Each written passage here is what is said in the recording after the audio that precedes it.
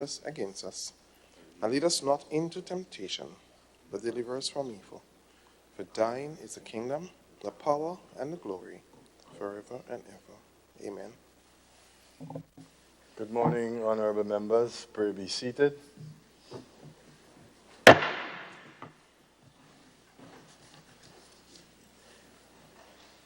This sitting of the third session of the 10th Parliament now resumes.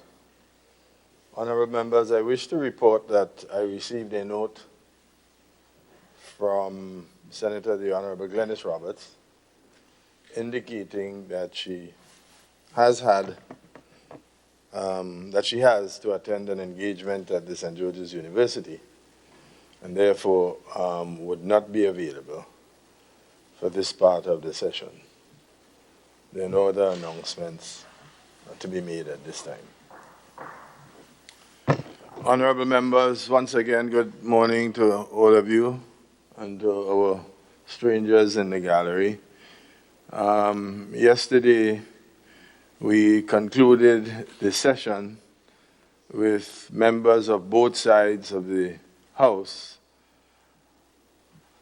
having made their contributions to the debate.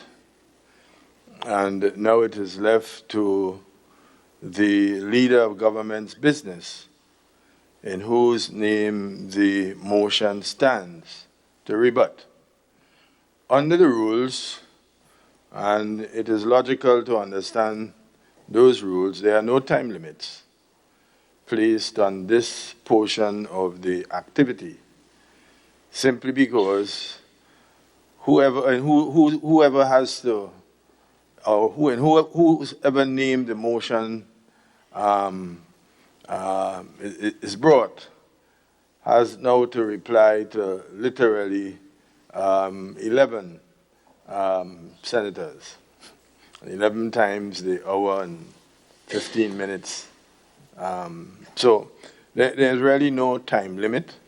One anticipates that the leader of government's business, who has a tremendous amount of experience in the House as leader of government's business, would be reasonable, and there would be no basis upon which the president ought to intervene. Yesterday, we set a broad schematic time frame of when we hope to have concluded the business of the House, and we are aiming for just in and around 1 o'clock. It may be some moments after that or some moments before that, because in addition to the leader's rebuttal, and this is essentially a money bill, so we don't have to go to committee. There may not be any cause for anyone at the third reading to raise issues, but that's possible. But other than that, we have to appoint a number of standing committees, and there is work for standing committees to do, particularly the committee dealing with the standing orders, because our standing orders has to be revised, and there is a major incentive for that revision. Once we get our standing orders revised to afford the transit of electronic data and papers electronically, then every member of the House will be entitled to a digital gadget for purposes of conducting the business of the House. Take note, though, that these gadgets are in your charge. They are not your personal property. You are or will be allowed to be in possession of them as long as you are a member of the House. But that these gadgets belong to the House, and a protocol is being finalized in place that every member of the House who receives a gadget will be required to sign on to. I just thought I would just make these introductory remarks so that the revision of our standing orders is a pressing priority, and I hope very early. Well, I don't see us being able to do this before the year concludes. I have an engagement in Jamaica to which I have to travel. As you know, I am part of the CARICOM Economic Commission. and it's having its second plenary engagement in Kingston, Jamaica, and I'm expected to go there. So there would not be an opportunity really to meet, and then it's the Christmas holidays, and we've had several warnings from members of the House that convening the House at short notice during the latter part of December is very disruptive to family life. And so this chair is minded about that. So I don't anticipate that we will have to meet. If we do, certainly maybe before the middle time part of this month, and be not too far away from that. So with that said, Senator Steele, the floor is now yours. And here we go. Thank you very much, Mr. President.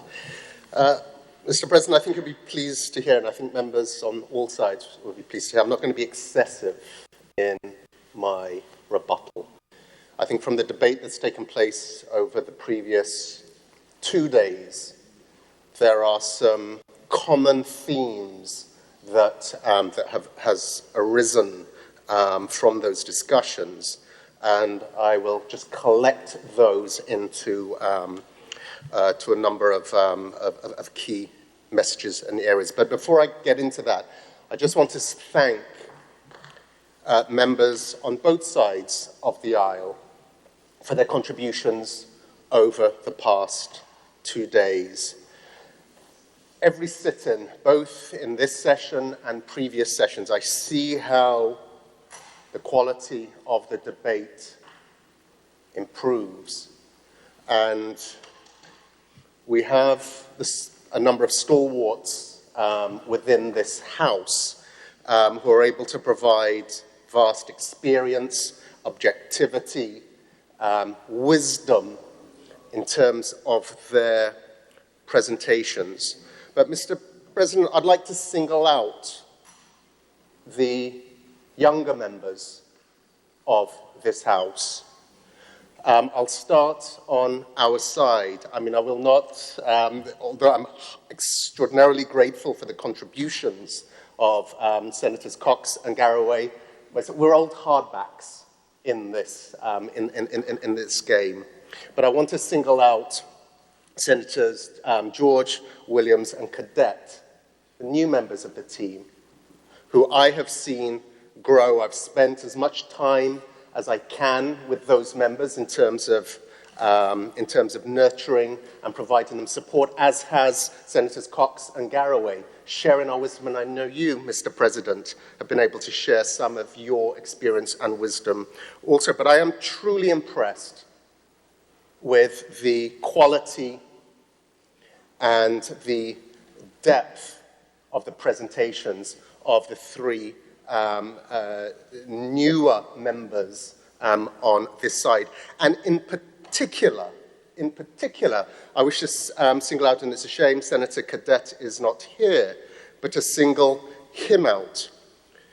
I just want to set a context to his participation. He's actually doing his exams right now at SGU, and the New National Party is fully supportive in terms of the educational development of our team members. And Senator Cadet is a shining example of a young man with ambition, with a clear desire to serve not only his party, but the country itself. And his presence here within the Senate is a true testament to that.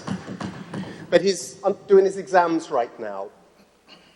He isn't here. He's sitting. I think he has some study obligations.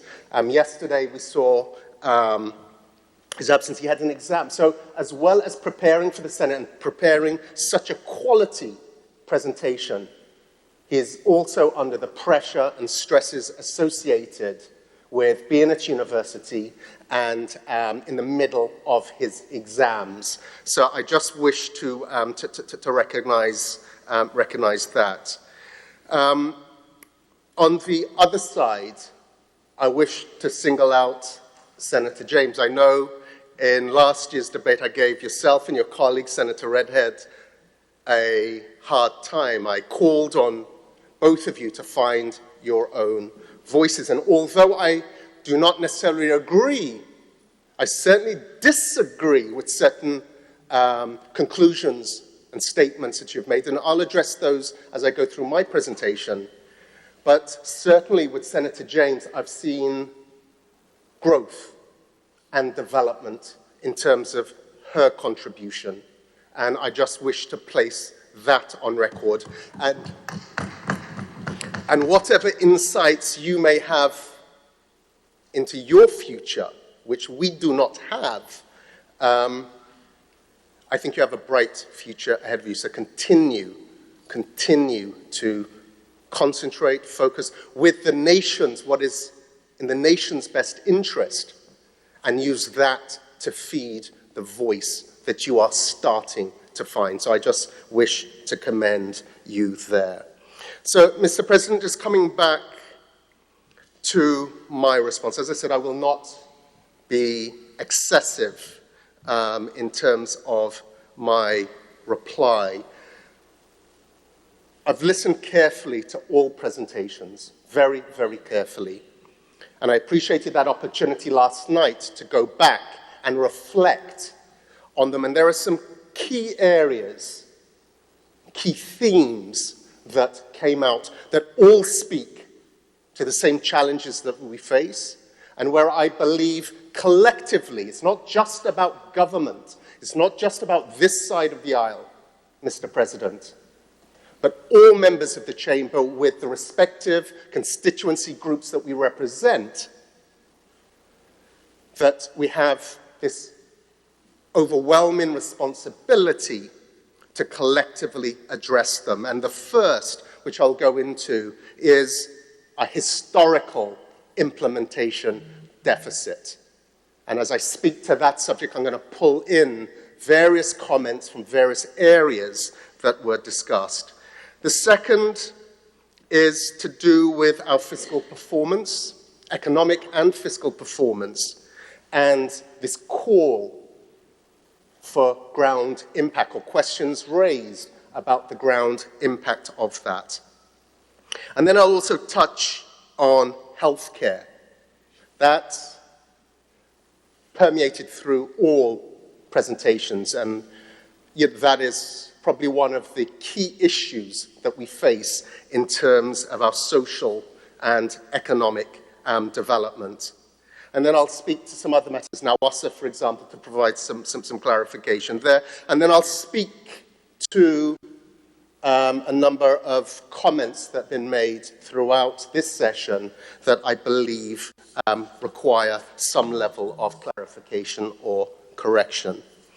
So, Mr. President, moving on firstly to the implementation deficit. First of all, this is a historical, chronic issue. Not just this administration, but all administrations. Mr. President, I'm sure you may draw on your own experiences and examples from during the revolution, how certain approaches that were applied in that period were able to address the issue of implementation of national projects. But in this current era that we face, that we currently exist, this implementation deficit has plagued all administrations, Mr. President. And that has been highlighted, first of all, in the numbers. So first of all, and there's been a lot of questioning about this. So first is the grants that we received, what was received, what was actually expended. So 183 million received, 98 million expended. That is a grant implementation rate of 53%. And the CapEx, capital expenditure target of $196 million, of which what was expended was just over $100 million. So again, a implementation rate of 51%. The cheap politics in this, and the easy way for me to start, is even at 53%, 51%, in the 50s, Mr. President, that is far better than the former NDC administration's rate, which was below 40%. Below 40%. What is also notable is the capital allocation. The capital budget that was presented during that period of 2008 to 2013 was significantly lower than the close to $200 million capital allocation that we have. So, in relative terms, we are doing far better than the former NDC administration. But that's not good enough, Mr. President. I'm not going to go there. I'm not going to go there. Yes, we're doing better, but that, I don't think, is a reasonable benchmark for the people of Grenada, Carriacou, and Pitimari. I think as a population, as a nation, we expect more, even if we are doing better. Doing better is not good enough. And this government has not shied away from this. We've been very open in our presentations. The presentation of the Minister of Finance in the other place was very open about these challenges. He was very open about his desire and the measures that are being put in place to address it. So we're not hiding from this fact. We're putting it up front, out there. We know. And what is significant is we're not just complaining and finding fault. We're doing something about it. So in the first instance, and what has been outlined in my earlier presentation, what's been outlined in that other place, is the action that is being taken, the establishment of the Ministry of Implementation, which is mandated to drive that implementation process forward, increase effectiveness, increase efficiency. But that's just a start. That's just an institution. The next bit, and what is significant within this budget, is there is an allocation for $3 million to be able to secure technical resources, project managers, project engineers, planning officers, other technical staff that will then build the necessary technical capacity within the Ministry of Implementation that will not only be able to oversee, monitor, and evaluate process, identify deficiencies, make the necessary interventions to drive the projects through the implementation pipeline, but is creating that capacity, that knowledge, that institutional knowledge that we need moving forward. And that $3 million that's spent, that will be spent, those extra resources that will come into play in 2020, we would expect to see a significant improvement in our implementation rate. And that pipeline of projects that we're talking about, certainly on the public side, is significant, and it is our responsibility to ensure that the effectiveness and efficiency of those programs are executed as best as possible. But, Mr. President, that is just one piece of it. What also came out of this debate, and I recall Senator Campbell's constant message in his presentation is capacity build, capacity in every area that Senator Campbell mentioned. The need for capacity. And this is not just within the agricultural and fisheries sector. It runs right across government. It goes broader than that. It's not just within the public service. It's also within the private sector. The need to build greater capacity there. And Mr. President, this is then when I call upon my friend and my brother in Labour, Senator Lewis. Senator Lewis, we need to move away from this conversation, this dialogue, this call for your call from government through you, Mr. President, for more.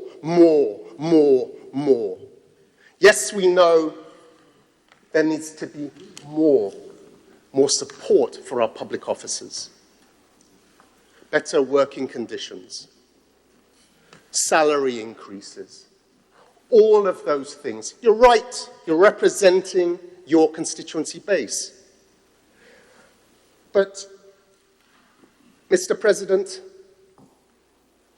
the Labour movement also has a major part to play and a major responsibility in improving our implementation rates and our productivity levels within the country.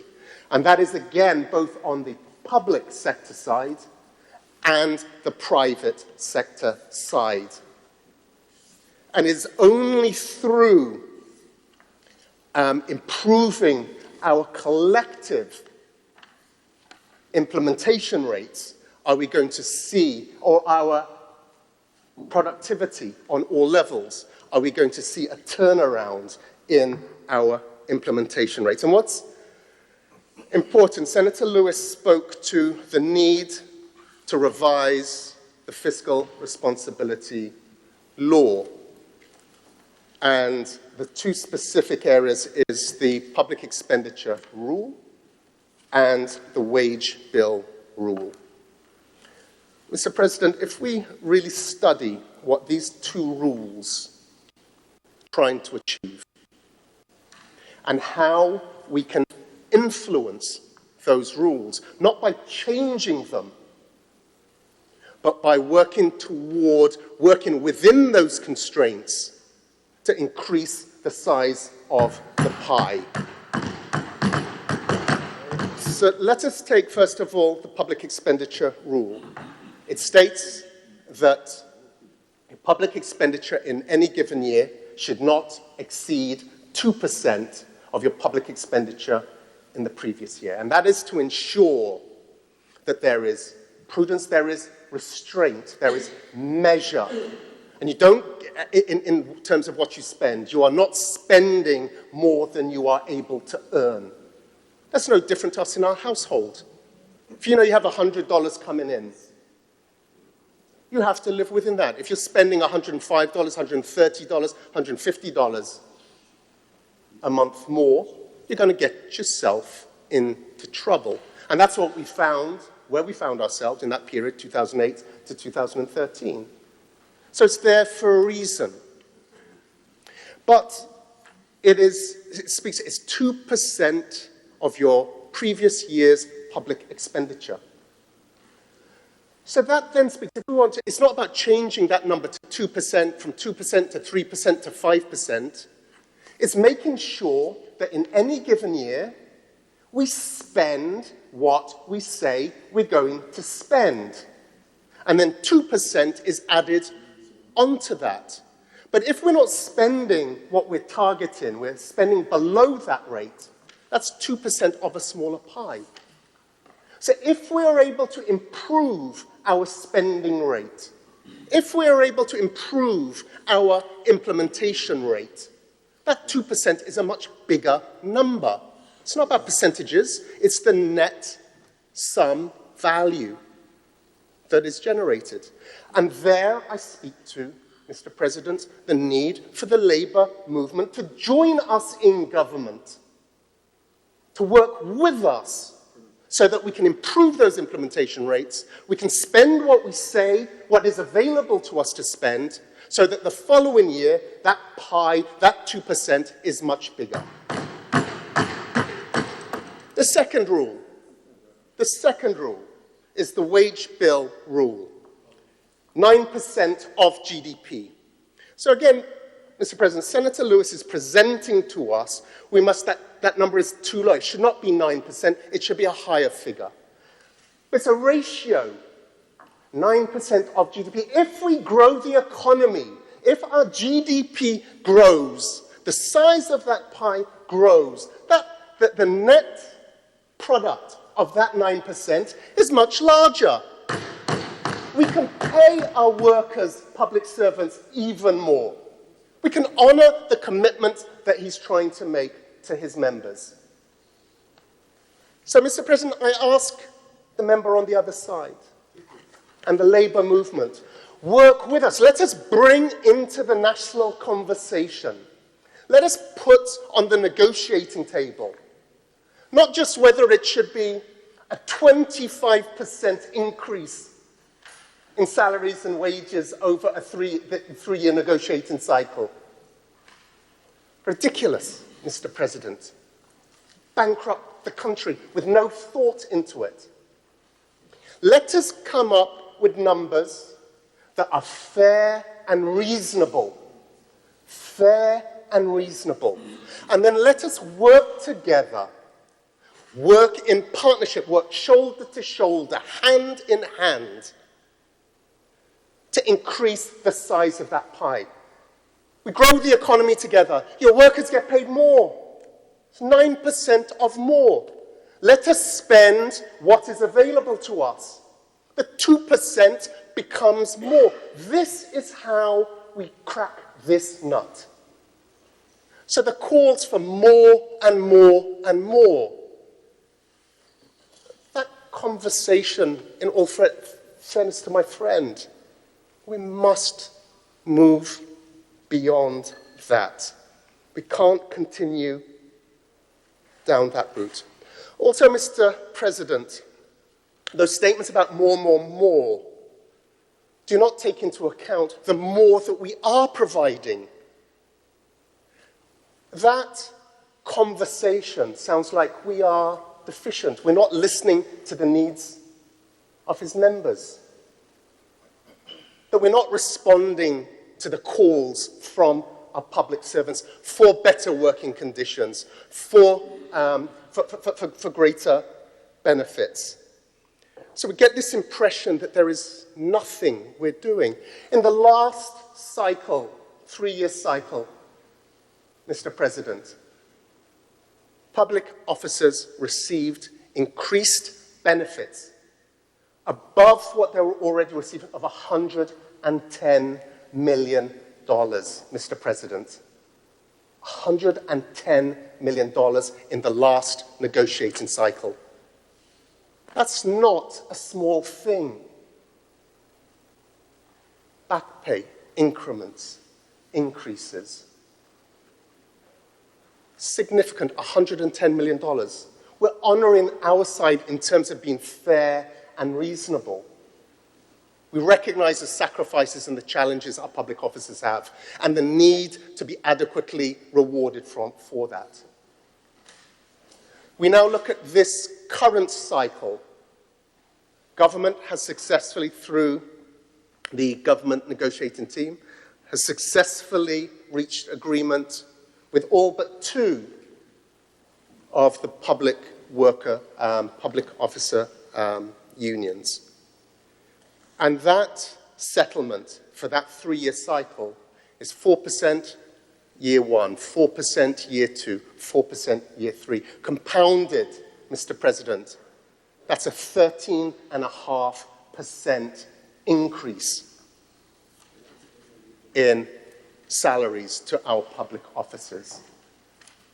That is not insignificant. That's to a value, a net value of $43.5 million. And then add into that the 1% government contribution, increase in contribution for NIS.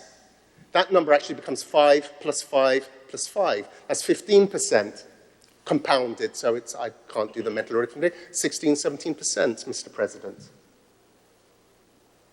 This is not insignificant. In addition to that, Mr. President,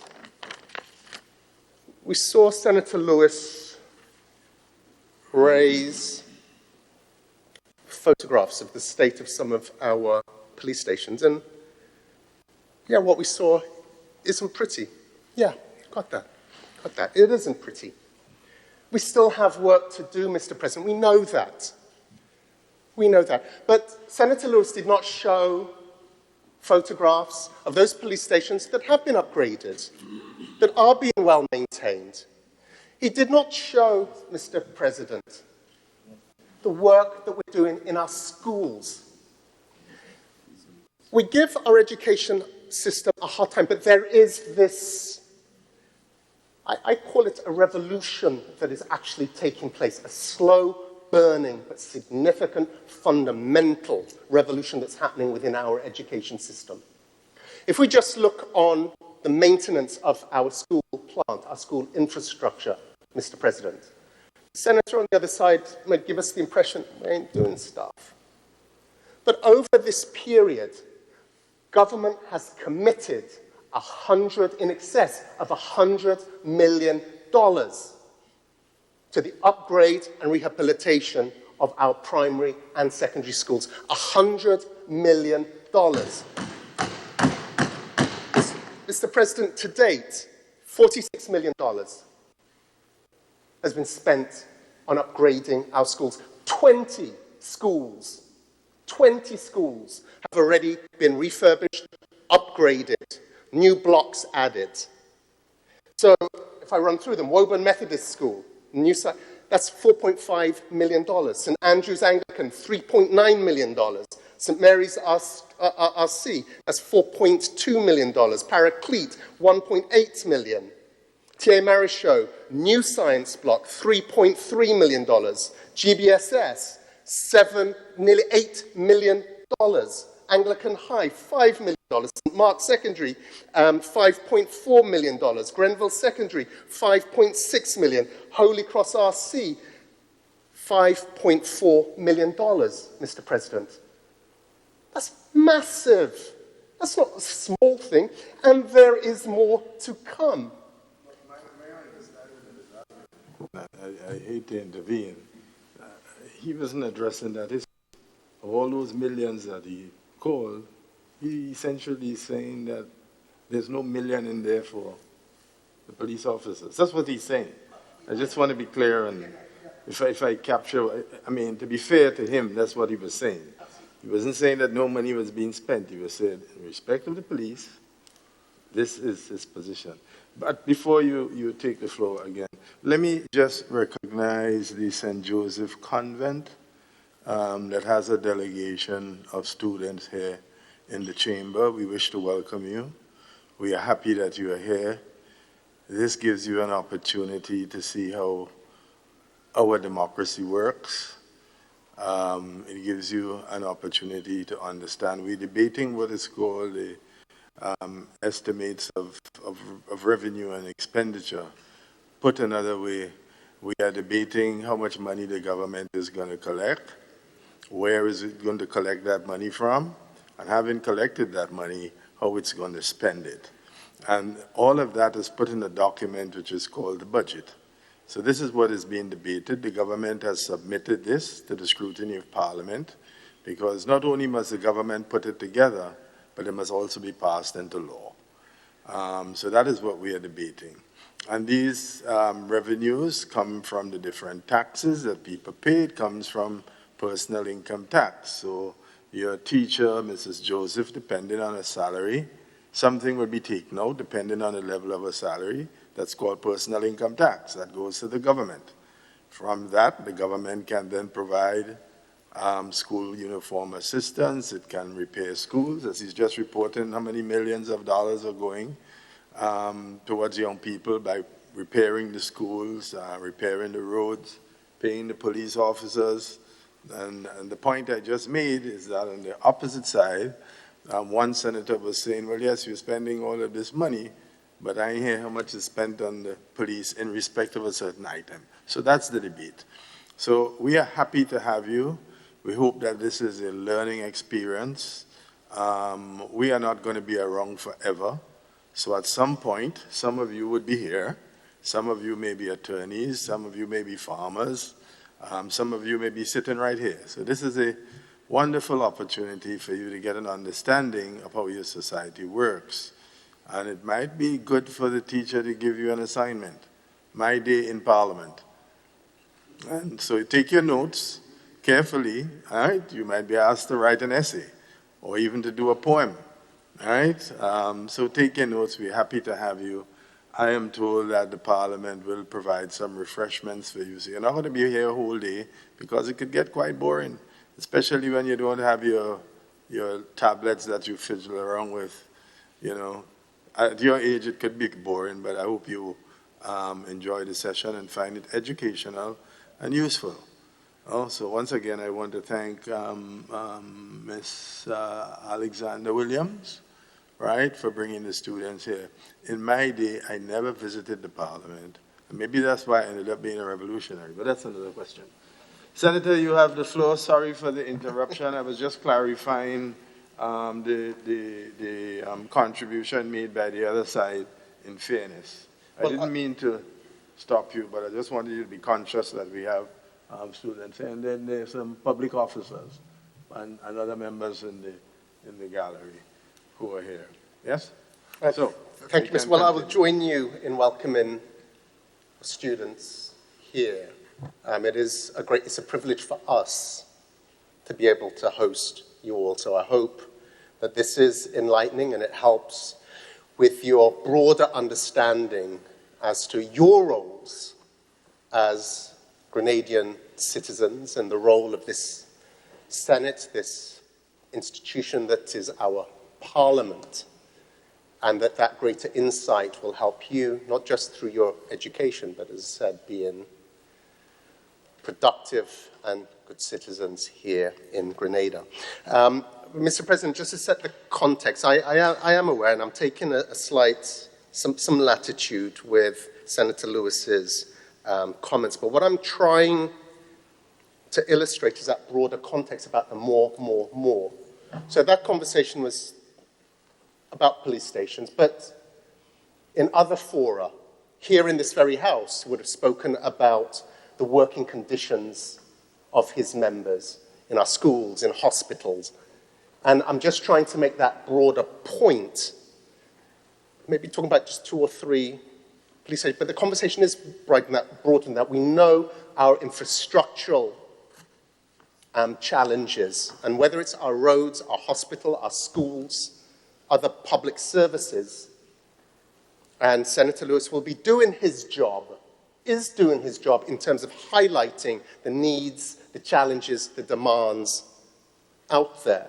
So I'm just trying to broaden the conversation from 1 or 2 police stations for this call for more, to that broader call that his members make on a regular basis. So focusing on schools, which is important. We're talking about the working conditions of our teachers. And this $100 million investment, of which half of that has already been expended in many of our schools. And there is more to come. It also, in terms of the teaching and learning environment for our young men and women, our school children, to make sure as government we are providing them, Mr. President, with the best environment for them to develop their young minds and then to be productive citizens of Grenada. So that's the context. And again, the more. There was talk, Mr. President, about, it's not just about physical structures, it's also about building capacity within and using, again, education as an example. The amount that's being invested in the development of our principals, of our teachers, of our other school workers. 120 principals and deputy principals who will be receiving leadership training through the Grenada Education Enhancement Project. 750 teachers who are going to be currently receiving additional support in the areas of literacy and numeracy, whether it's the 59 teachers who are going to be receiving bachelor degrees to assist in the education of our teachers. So it's just an example of the support that we provide. And then health. And I'll speak specifically about health, but I'll make the point up front again about the more, the impression that we are not doing. We are aware of all of the challenges we have within our healthcare system. But whether it is the construction of phase 2 of the General Hospital, whether it is the construction of the Gulf Polyclinic, whether it is the training of our nurses to bachelor degree levels through the nursing school at SGU, the increase in scholarships for our doctors, the introduction of national health insurance to address the financing deficits within the education system. This is all part of the more that we are providing, not meeting our goals and our aspirations, but we are doing, Mr. President. And then, within the police service, the investment and the upgrade, the maintenance of many of the police stations. But there is always more to do. So this impression that we are not doing anything, we're not meeting the needs. So whether it is the $110 million in the last negotiation cycle, the $43.5 million in this current cycle, the work that we are doing in terms of improving working conditions for our workers. Government is trying, Mr. President, on an unprecedented level, but we know it's not enough, and we need to continue to push ourselves. So, in this call for more, I have to ask the question through you, Senator Lewis, where does the money come from? It comes from one pot. It comes from one pot. So if we give more in one area, we have to take from another area. And I spoke in my opening of difficult decisions that we have to make as government, where we have to rob Peter sometimes in order to pay Paul. These are difficult decisions. Senator Roberts asked the question. Let me clarify that. So that is using the colloquial term. No robbery, no robbery. I don't want anybody to run with that story. Take from Peter. Okay. So I will scratch that from the record. No. You're very right. So, yeah, in my eagerness to try to illustrate the point, so I will use the more appropriate term, take from Peter to give to Paul. Exactly, Mr. President. Senator Roberts raised the question. She asked, why is there a reduction in the allocation for the SEED program? She asked, why is there a reduction in the new Imani program? Why in special, the needy assistance program? Why are there reductions in the allocations? And we expressed in presentations in both houses that in those areas we wanted to actually do more. But we couldn't. We had to take Peter in this example for some of our social development programs. We had to take from Peter. We had to reduce our allocations to our flagship youth development program, the New Imani program. From the SEED program, which is helping so many hundreds, thousands of vulnerable families, persons, a needy assistance program that, again, is benefiting many. We had to take from Peter. We gave to Paul. That's where the $43.5 million comes into play. We had to pay Paul. So these are some of the difficult decisions that we need to make. But the point, and coming back to my opening statement, let us increase the size of the pie by working together. Increasing the size of the pie means we have to make fewer hard-nosed decisions taken from Peter to pay Paul. And I just want to highlight a point that was interesting because there were some comments from the other side about the reduced allocation in the new Imani program. And I had to laugh because in previous years where we've increased the allocation, we took blows, Mr. President. There were calls on the other side that that is just a political maneuvering, and questioned the rationale for increasing the allocations to our youth development. So in this instance where we're forced, Mr. President, to reduce that allocation because the resources just aren't there, because we have to pay Paul, we're taking blows again. Why are we reducing it? Mr. President, sometimes we have to make our mind up, We have to make our mind up. But where we sit on this side, having to make those objective calculations, whether to increase or decrease, it's tough, Mr. President. And we have to find that balance. So therefore, in closing on this point, I call upon my friend, through you, Mr. President, call upon you, Brother Lewis. Let us recognize that there is a greater responsibility for all of us. All of us. And in the first instance, my first request, Mr. President, is that careful consideration be given to the offer that is on the table for those two remaining unions to follow those who have already accepted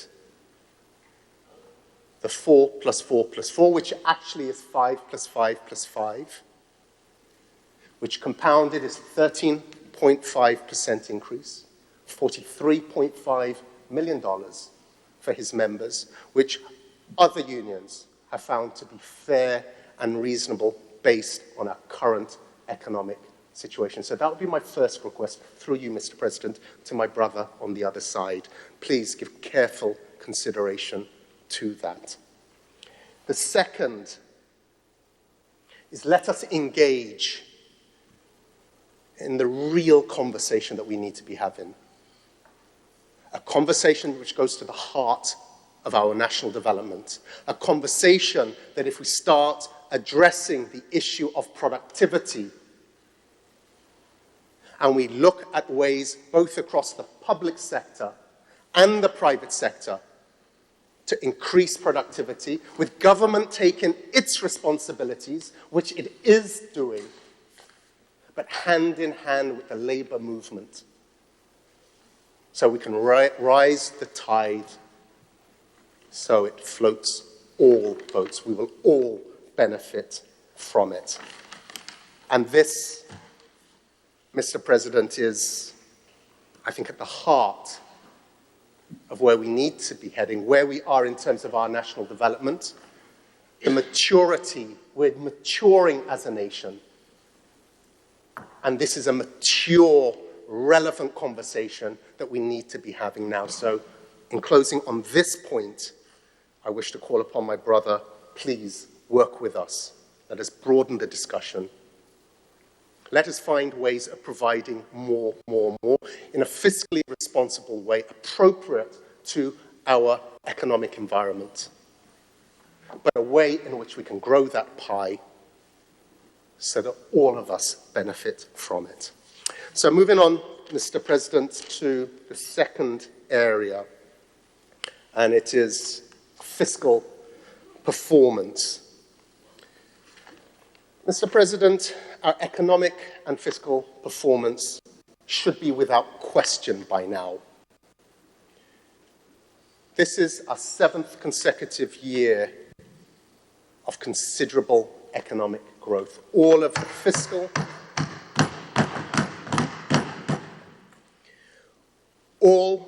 the fiscal and economic indicators that are used the world over. We have these conversations where it almost appears as if government's just making up numbers, and government is just referencing numbers for academic sake and just being technical.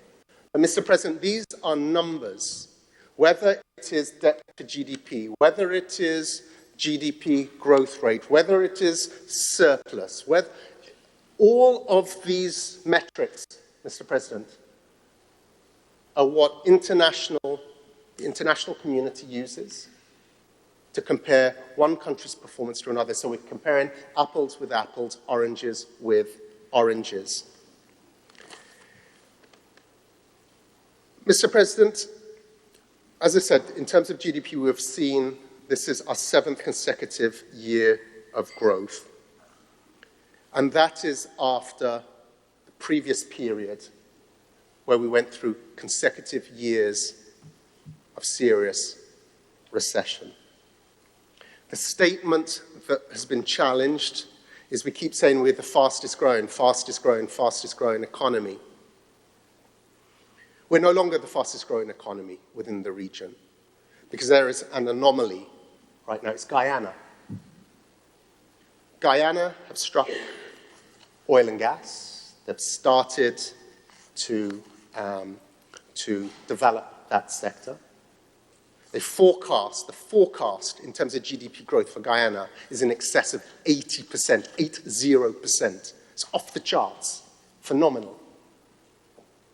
So if we've had 7 consecutive years, average growth rate in the region of 5%, an average growth rate that exceeds the ECCU regional average, the statements that were made about us being the fastest growing are correct. They stand. Now you have Guyana with its 80+%. Can't compete, but let's, again, fit this into a relevant contextual term. So there were also criticisms, again, the numbers are being questioned. We said 3.2 and the ECCU average is 3.6%. How can we say we've exceeded? Mr. President, again, context. Every year, the external agencies always underestimate our economic growth forecast for the year to come. So it's highly probable, as has happened in the previous 6 years, we will exceed that 3.2%. Always underestimate. But we're questioning numbers that are facts. The second area we're questioning is our, the surplus. And questions were being asked by Senator Redhead in terms of the numbers. The debt to GDP ratio, 108% when we came into office, now down to 55.8%. And questions being raised, why are we focusing so much on debt reduction? And I'll come into that. I'll get into that. The unemployment rate. We got into this lengthy discussion about was it over 40% in 2013. Mr. President, I'm happy for this discussion to continue. I'm happy for those on the other side to continue to challenge whether it was over 40%, was it 40%, was it 38%? All we know, it was at a record high level. It was high, unacceptably high, the highest levels of unemployment in our recent history. So if you want to argue over 1 or 2%, keep doing it. It was too high. And whether it is 15.2, which is the latest ILO, International Labour Organization, assessed figure, whether is it 16%, is it something, the fact of the matter, it came from an extraordinarily high level to the lowest level of unemployment in more than a decade, Mr. President. That is what is significant.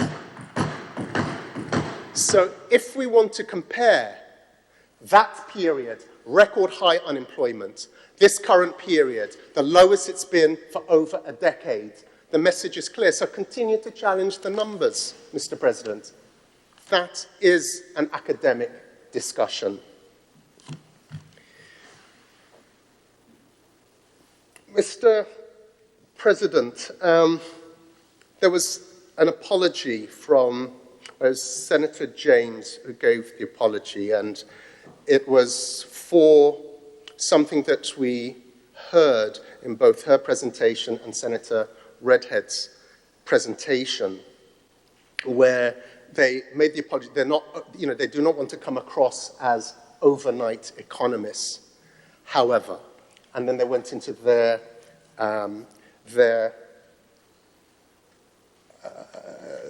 analysis of our economic standing, including asking the question, why is this government focused on debt reduction? And challenging the validity and the merits of doing that. So I'll excuse them, Mr. President, because they are presenting as overnight economists. What concerns me was when I hear the leader of their political party. It's when I hear Franca Bernardini, I'll call her name, stating publicly exactly the same point, questioning the numbers and questioning government's rationale for focusing on reducing debt. That truly concerns me. I'll forgive the members on the other side, but if you have the senior leadership of political party questioning that, questioning the approach, the fiscal approach that this government has taken, tells me that they still haven't learnt the lessons that we all felt in that period in 2008. Because when you do not focus on managing your debt, when you don't focus on managing your expenditure so that you spend within your spending budget, when you fail to properly manage your economy, we have a crisis. That is why during that period of 2008 to 2013, this country was on its economic knees. Highest levels of unemployment, 40%, 45%, 50%, 38%. High. Home foreclosures. People losing their homes, losing their jobs. Government not able to pay its bills. Having to sell assets. They could not borrow anymore because they reached 108% debt to GDP. They could not borrow anymore. They couldn't issue bonds. Our bonds were worthless.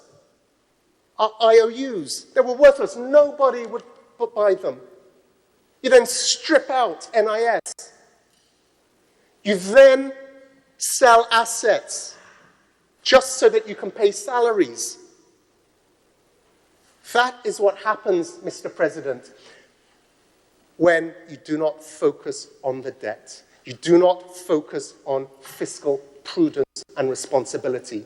And when I hear in December of 2019, the leader of the NDC, together with representatives here in the Senate, questioning why, and suggesting that there is an alternative. An alternative they tried in 2008 and 2013 and crippled the country. Mr. President, they've learned nothing. They've learned nothing. So we've gone from an era of Nazamatics that killed us, and now it's Francomatics. It's Francomatics that they're playing with. That is what they're presenting to the people. That is their suggestion as to how we should manage this country. And now let's come back to those numbers.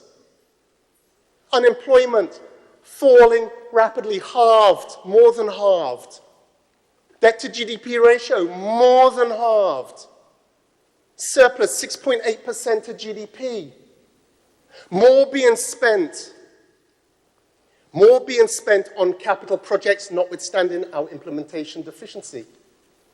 We have saved, Mr. President, over this period, 101 million in debt repayments through our focus on debt and debt reduction. $101 million that we would have been paying our creditors, that we are now able to reinvest on the capital side in education, in healthcare, in agriculture, in our youth, in developing the country. That is why we need to focus on debt. That is why we have to live within our means, Mr. President. So when I hear the leadership of that party saying that is the wrong way, and the right way is what they did back in 2008, 2004, I'll lose sleep over that. Can't go back there. But that's all they have to offer, bankrupt. Not only bankrupt in the country, but bankrupt in terms of ideas, in terms of how to manage this country. And Mr. President, it is because they have no alternative that they're coming back to challenging the numbers. Is the GDP ratio right? Is this right? You have the IMF verifying, the Eastern Caribbean Bank, Central Bank. You have CDB verifying the numbers. All of our numbers, all the numbers presented are all audited independently. But they're spending their time challenging that. Keep challenging it. Keep challenging it, Mr. President. So, Mr. President, it's absolutely critical, and one key message is that we need to continue on the path that we are walking in terms of fiscal responsibility, fiscal prudence, and managing our economy as we are. We have benefited from it tangibly in terms of debt repayment savings, in terms of the hundreds of millions of dollars we have received in concessions, in grants from the international community to help us with the development. And if we step off that path, Mr. President, we will lose our way and we will end up back with Nasomatics, Francomatics of 2008 and 2013, and we don't want to go there. Now, the other point that was made is about the ground effect. People aren't feeling this on the ground. We're just calling numbers. It's hard. It's hard to measure, move away from economic growth, surpluses, money's being spent. It's hard then trying to sense, well, how are people feeling? And I heard Franca Bernardine just give an example. I think it was something about somebody who needed some eye operation, couldn't have the eye operation. A single case, and it was a sad case. But, Mr. President, is that truly a threat? Is that what we use as our measure for whether this is being felt on the ground? Or is it in those raw numbers? But let's move away from those raw numbers. Senator Diali made a really interesting point because he spoke to where the economic activity is taking place. It's in tourism, it's in construction, it's in agriculture, we're seeing growth there. So let's take construction as an example. Construction is actually one of the most, you see a direct correlation of construction activity and economic activity and the direct and indirect benefits of that. You will have a construction worker who's been paid on a fortnightly basis, who on receiving his or her paycheck, instantly go, that's paying for the groceries for that period, whatever credit they may have built up with the storekeepers. Instantly, as they receive, they spend. Whether it is the vendors, whether it's somebody selling saltfish cake sandwiches, sweet drinks outside of the construction sites, and the activities, the informal economic activities that's taking place, whether it's the truck drivers who are supplying those sites, whether it's the hardware stores supplying those sites. It's direct, it's not just, so you look at the projects, so the the construction industry is then feeding the tourism industry, the tourism sector. It's not just the big players who are benefiting. It's not just the hoteliers. The tourism sector, you have, whether it is job security in those hotels. Remember in that period, 2008 to 2013, where hotels, they were either sending workers home or workers were having to job share, work every second day. They now have job security. Whether it is the vendors on Grand Anse Beach at our tourism sites, selling souvenirs and providing their services, whether it's the taxi drivers, they're feeling it directly. And that is what's stimulating the economic growth that we've seen. So do we need to get UWI or some other educational institution, academic, to kind of do a ground felt study? Maybe we do. But common sense tells us where this economic activity is taking place is touching people. Do we want it to touch more? Of course. Are there those that are still disenfranchised? Are there those in the 15% who do not have work? Yes. Do we want our workers to be paid more and have greater job security? Yes. But, Mr. President, the key message is we're moving in the right direction. I want to single out, again, the approach that this government has taken about trying to ensure that economic activity is being felt by all. We have various programs that provide direct benefit to the people at source. And something that really interesting, the Small Business Development Fund, we put in is $5 million per year. And this is about empowering people, and that was one of the key themes of the presentation, empowering communities, empowering our people. And that fund, that support, has resulted in the creation of 517 new small businesses.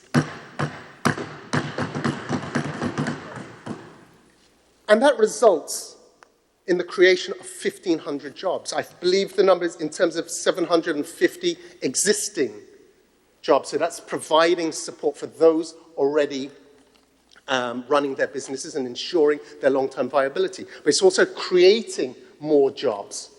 This is direct.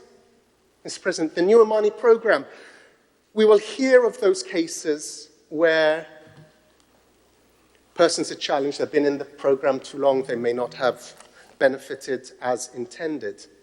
But the vast majority are benefiting. There are more testimonials about young men and women whose lives have been transformed through those programs than those who have not. Yes, we want to seek perfection, but we are having a serious direct impact. The Empower program, 350 unemployed men, 70 of which have received permanent employment. Yes, we would like to see that ratio grow more and more. We'd like all 350. But it's a program that is directly benefiting disenfranchised group of unemployed young men. It's having a direct impact. Scholarships. Since we came into office, thousands of scholarships have been provided. I believe the number is 1,400, 1,400, over 1,400 bachelor degree, master's, PhDs to our young men and women. We're spending the equivalent, the value of somewhere between $40 and $50 million a year on higher education for our young men and women. That's equivalent to $300 million, Mr. President, over a 6-year period. That's directly transforming the lives. And that's not to speak of the 1,000+ who receive the 91% scholarship from SGU, which is as a result of government's concessions and support for the university. So we're looking at thousands of young men and women to degree levels. Yes, our challenge is converting that. Once they graduate, we need to find job opportunities for them. meaningful job opportunities, and that is our challenge. But we've started to break that cycle. We're not waiting for the grass to grow to feed the cow or the horse. We're trying to walk and run at the same time. Not perfect, but these are direct examples. Senator Campbell spoke about the Farm Feeder Road project, $100 million that'll be invested in roads over the coming period that's going to provide access to productive agricultural lands. And his hope and expectation that we will actually fulfill that, because he is aware of the direct impact that has on our farming communities. Direct, Mr. President. And I can go on here, but the point I'm trying to make is there is a grassroots application of what is happening. We're not just focused on the macroeconomics of this, but also very much focused on the micro as well, and how this can touch and benefit the lives. Do we want to do more? Absolutely, Mr. President. Now I want to move on to healthcare. Again, Mr. President, we're not shying away from the fact that there are many deficiencies within our healthcare system. We're coming up front. We know there are challenges, but we also must recognize the significant progress we have made. Let's go back. I'll start with the cheap politics again. How do we compare in this period versus 2008 to 2013, where you could not even get basic medication at the general hospital, paracetamol, plaster of Paris unavailable, basic things we could not get. We don't hear about that now. So we're doing better, Mr. President, far, far better. But we know we're still not where we need to be. So those comparisons, I'll leave that piece of politics alone. But that is a fact. I'll start with nurses. There was talk about greener pastures. The challenge that we have with the exodus of nurses from our healthcare system is not unique to Grenada, and it's important that is understood. And it's not just within the Caribbean, it's across the Commonwealth. Where the real crisis lies is actually in the UK. If you follow the UK press, there's report after report of how the system is in crisis. They have a shortage of nurses. So what they are doing is what they did in the 1950s, 60s, and 70s, where they have labor shortages, they reach out to the Commonwealth. And that is what they're doing. So countries throughout the Commonwealth are losing nurses because they've been enticed to come and work in the UK National Health Service. They do offer better conditions, pay conditions. It is a far, far more attractive proposition. So when I hear the exodus is based on the deficiencies in our service and the working conditions here, that may be a part of it. If you are working, if you know that there are greener pastures elsewhere, more money, better conditions, a new adventure in life, of course you're going to be attracted. But we are recognizing this and we are putting things in place. So whether it's the development of the Human Resources and Health Policy Plan for the health sector, which includes how we can attract more, retain more nurses within our system, we are seeking to do so. I wish also to correct the member on the other side, Senator James, when she spoke about the deficiencies or the lack of specialist care. Senator Lewis went through it, but we have specialists in most areas. I'm not going to read through the what was it? The IST list, the urologists, the neurologists, the ophthalmologists, the anesthesiologists, all of those. There are specialists. Do we need more? Yes, but we have. Let us not give the public the impression that there are no specialists there.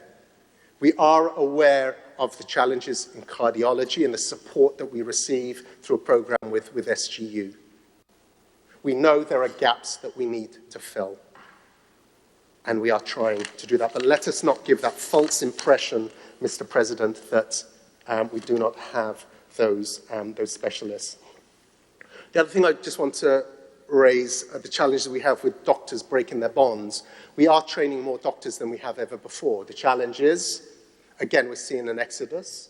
We have a bonding system in place, which is to ensure that I think it's $500,000 to $600,000 it costs government to train a doctor. And in return for that, we ask that they serve our national healthcare system for a given period to give back, and that is only fair. But we're finding some doctors, more than we would like, are trying to find innovative ways of breaking that bond so that they can go to greener pastures. That is not patriotic, Mr. President. It's not patriotic at all. So that is one of our challenges. We're trying to do the right thing, but... And then dialysis. This is a difficult one. Again, we're coming up front. We are aware of those challenges. We are working with private providers, and the target for the coming year is to have 7 dialysis chairs through the private sector that's supplementing the 3 that already exist, Mr. President. And then I'll move on to NHI implementation. I think there was a comment, it was almost dismissive, that this universal healthcare, it was just a side note in the presentation. It's not a side note. The implementation of NHI will help to transform our healthcare system. It will start to address, it's not an overnight fix, but it sets us on that road to universal health care, where the issue, the vexing issue of access to finance, how do we finance this, will start to be addressed. There were conversations about our engagement of JIPA, so an external consultant that is a Grenadian. It's one of our own, Mr. President, who's gone outside, extraordinarily successful, extraordinarily experienced, has rolled out national health insurance programs all over the world, and is bringing at an ultra-discounted rate his services, his expertise to help us with the implementation of this program as a patriot to roll it out. But part of that is the implementation, then the institutionalizing of the NHI scheme here in Grenada, so that whether it's the NIS, whether it is another government institution that then runs that moving forward. But I want to assist in putting some perspectives here, because I think it is exceedingly important, and that's why I'm making this intervention. So please hold your trend of thoughts and don't allow me to derail them. But I thought, and Senator Lewis spent quite a while on this, and he was rhetorical in the sense that he was posing questions which he indicated that the labor movement had. He was seeking answers. He had not adopted a position for or against. There seemed to be lack of clarity amongst them in terms of what is being done. And from my recollection of his contribution, it was he needed clarity to find out whether or not NIS, with whom this program is to be embedded, whether or not they have been displaced.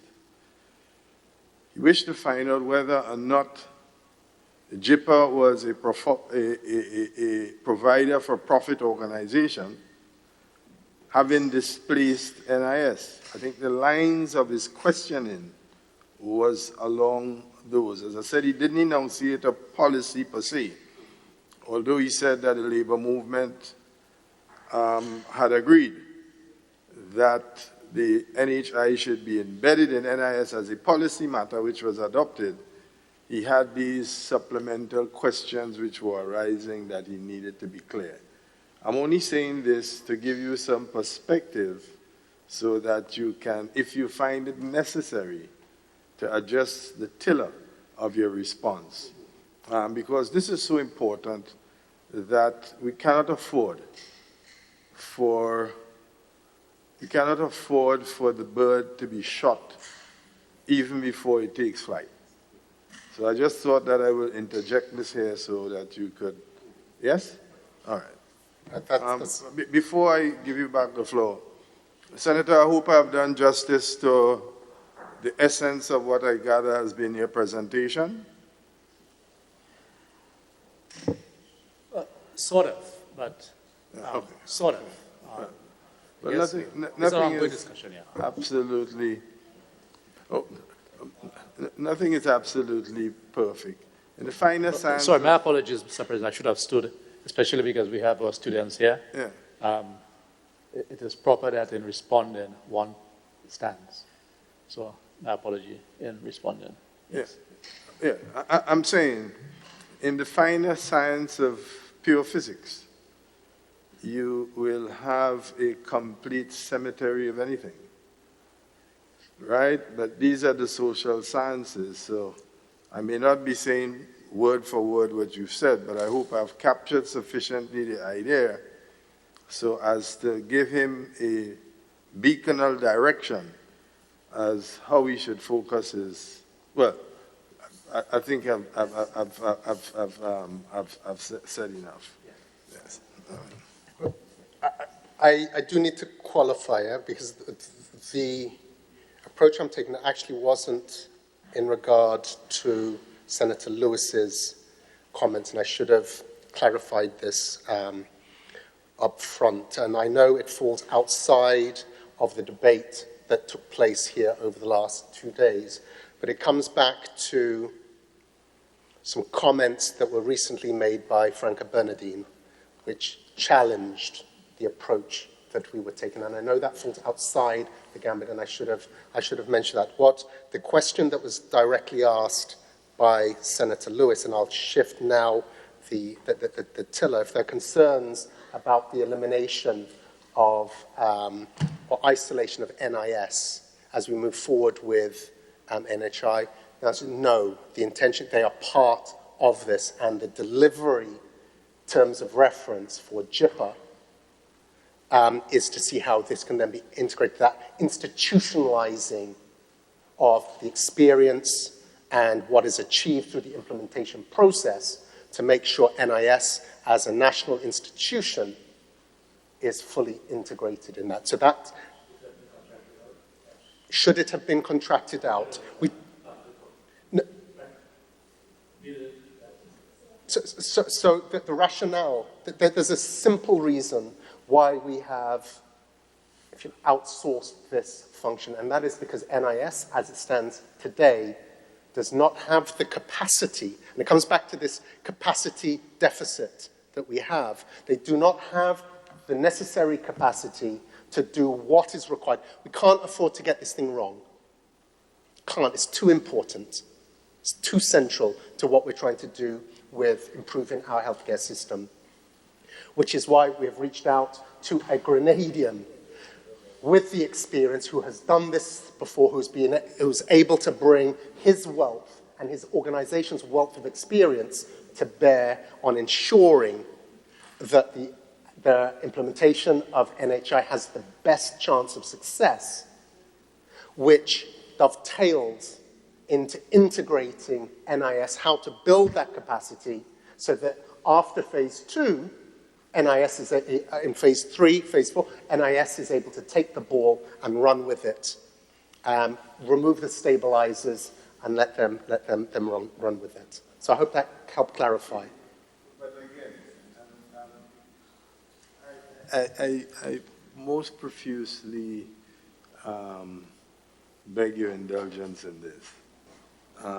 Because it's something that's very near to me and I happen to be close to it. There was also a very crucial question, and I don't know if that missed you.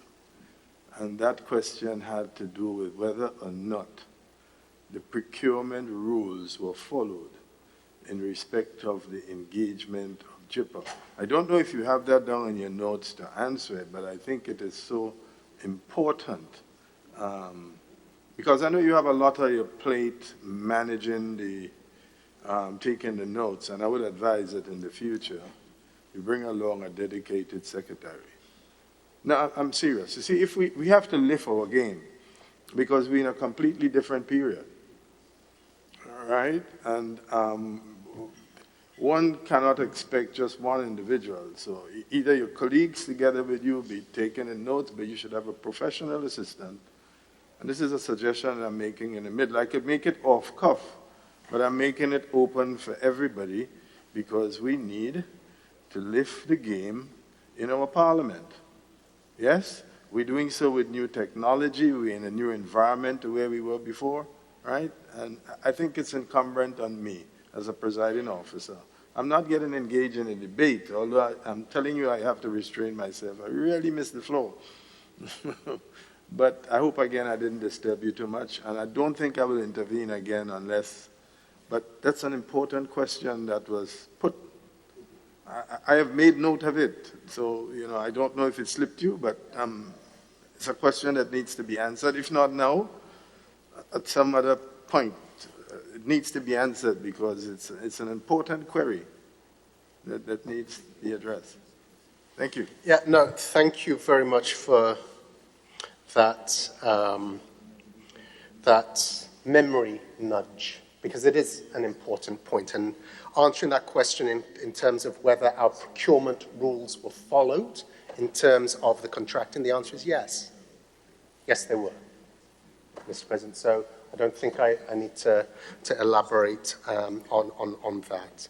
So closing on this point, there are many challenges, but we are open and transparent in terms of our sensitivity and appreciation of those challenges, and we are putting concrete measures in place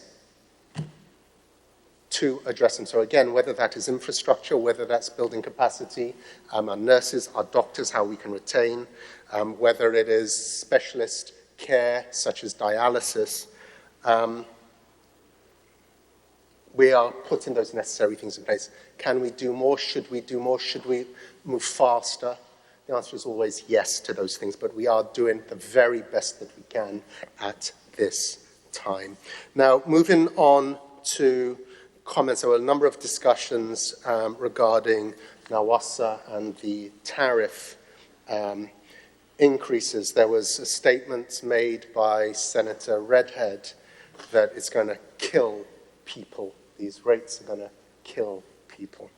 And I think Senator Dialli did a phenomenal job in outlining the rationale for those rate increases. So starting with the level of increases that we are talking about, and the point that Senator Dialli made, which is so important, is all consideration was given to protecting domestic users, and especially those who are lower consumers, the most vulnerable of persons. And the rate increases that we're actually looking at, to give examples, for those who use less than 2,800 gallons, the current rate per 1,000 gallons is currently $8.10, and that will increase to $9.42, so $1.38 increase. For those using between 2,800 and 5,500 gallons, from $13.50 per 1,000 gallons to $15.80. So just $1 or so difference. And greater than 5,500 gallons, it goes from $20.25 to $23.70. So it's relative. Every dollar counts, and you can never say to somebody, because there's a 1 cent increase, that isn't going to hurt somebody, or a dollar increase. Every dollar, every cent matters. But in real terms, the actual increase is relatively small. So the comment made by the senator on the other side is going to kill people. I don't subscribe to that. And as I said, Senator Dialli ran through all of the areas of investment that is going to take place over that period. I believe it is somewhere in the region of $170-something million. This is the largest investment that will be made in our water sector in recent times. And it speaks to addressing the challenges that we face with water shortages through climate change, extended dry periods, which is impacting water supply levels and our ability to meet the needs of our householders, businesses, tourism, our hotels, etc. And then it's also to take into account those short, intense periods of rainfall that cause mass flooding. How can we capture those shorter, intense periods? So instead of that water just running off the land, how we can capture that better so that we are able to maintain our water supplies. Also, the issue in terms of supply and treatment. You know, when we have too much rainfall, we have to shut down the system, so that impacts quality of service. When there is too little, we have to shut off, that impacts quality of service. So the focus is on how we can provide a consistent level of service for users. And then distribution, the number of rotten lines, broken lines within the system, the amount of leakage that exists, how we can build better resilience by burying those lines rather than having them vulnerable above the road. These are all things that are taking place. So these justify this level of investment, notwithstanding the $125 million grant that we are receiving from the Green Climate Fund and the German government. Senator Redhead implied that this is some phantom thing. We've been talking about it. Why? You know, where is it? Is it actually going to happen? And the answer is yes. It's simply, these are complex contractual arrangements, not just with the GCF institution, not just with the German government, but the implementing agency, GIZ. It is a multi-partite stakeholder arrangement. So the project was approved back in 2018, and it has taken a year to conclude all of the contractual negotiations between the implementer GIZ and GCF, and then between and the German government, and then between GIZ, the implementing agency, and the government of Grenada, which was concluded just last month. So we're expecting that within the first half of next year, we will see boots on the ground, and we'll see that $125 million over the coming period of the project. It's a 5-year period. We'll start to see those benefits roll out, both in terms of jobs created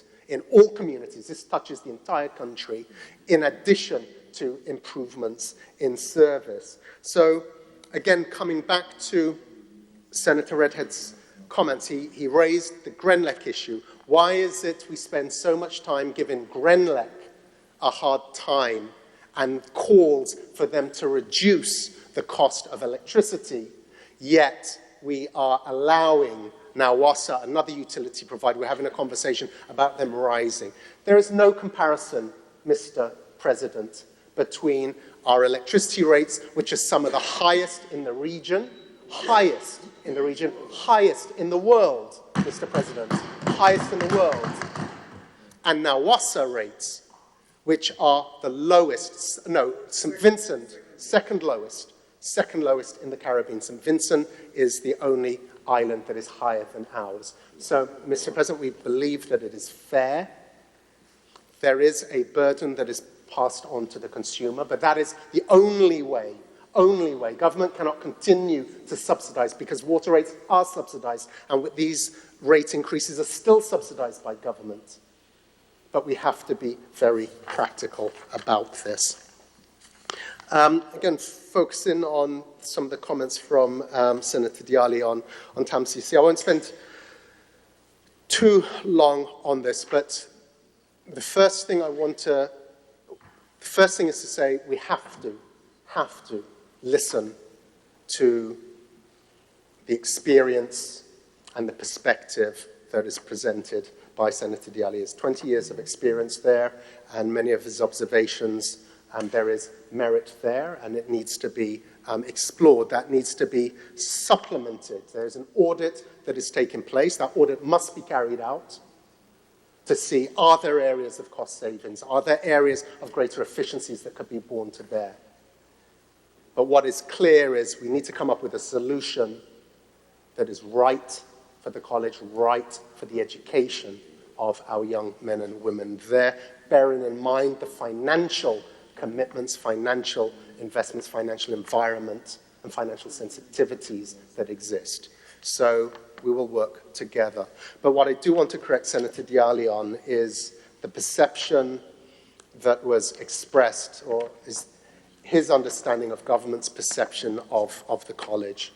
And I just want to put on record that TAMCC is our premier tertiary, national tertiary education facility. It's one that is of strategic importance. It's dear to many of our hearts and the important role it has in the development of the country and its academic achievements, how it is shaping the minds of our young men and women, making them ready for the workplace, and to contribute to our national development. And that is how we as government see that college. So it's in all of our interests to ensure that operations are as effective as possible. On the BICO-CLICO matter, yes, it wasn't in the statement, but Government of Grenada continues to be committed to fighting on behalf of policyholders, BICO-CLICO, to ensure that there is the best possible outcome. We are in a class action with other Eastern Caribbean members. It is a court matter, very complex, very drawn out, but the Government of Grenada is no less committed this year than previous years in trying to find a resolution to this matter. The next point I wish to move on to is the National Sustainable Development Plan 2035.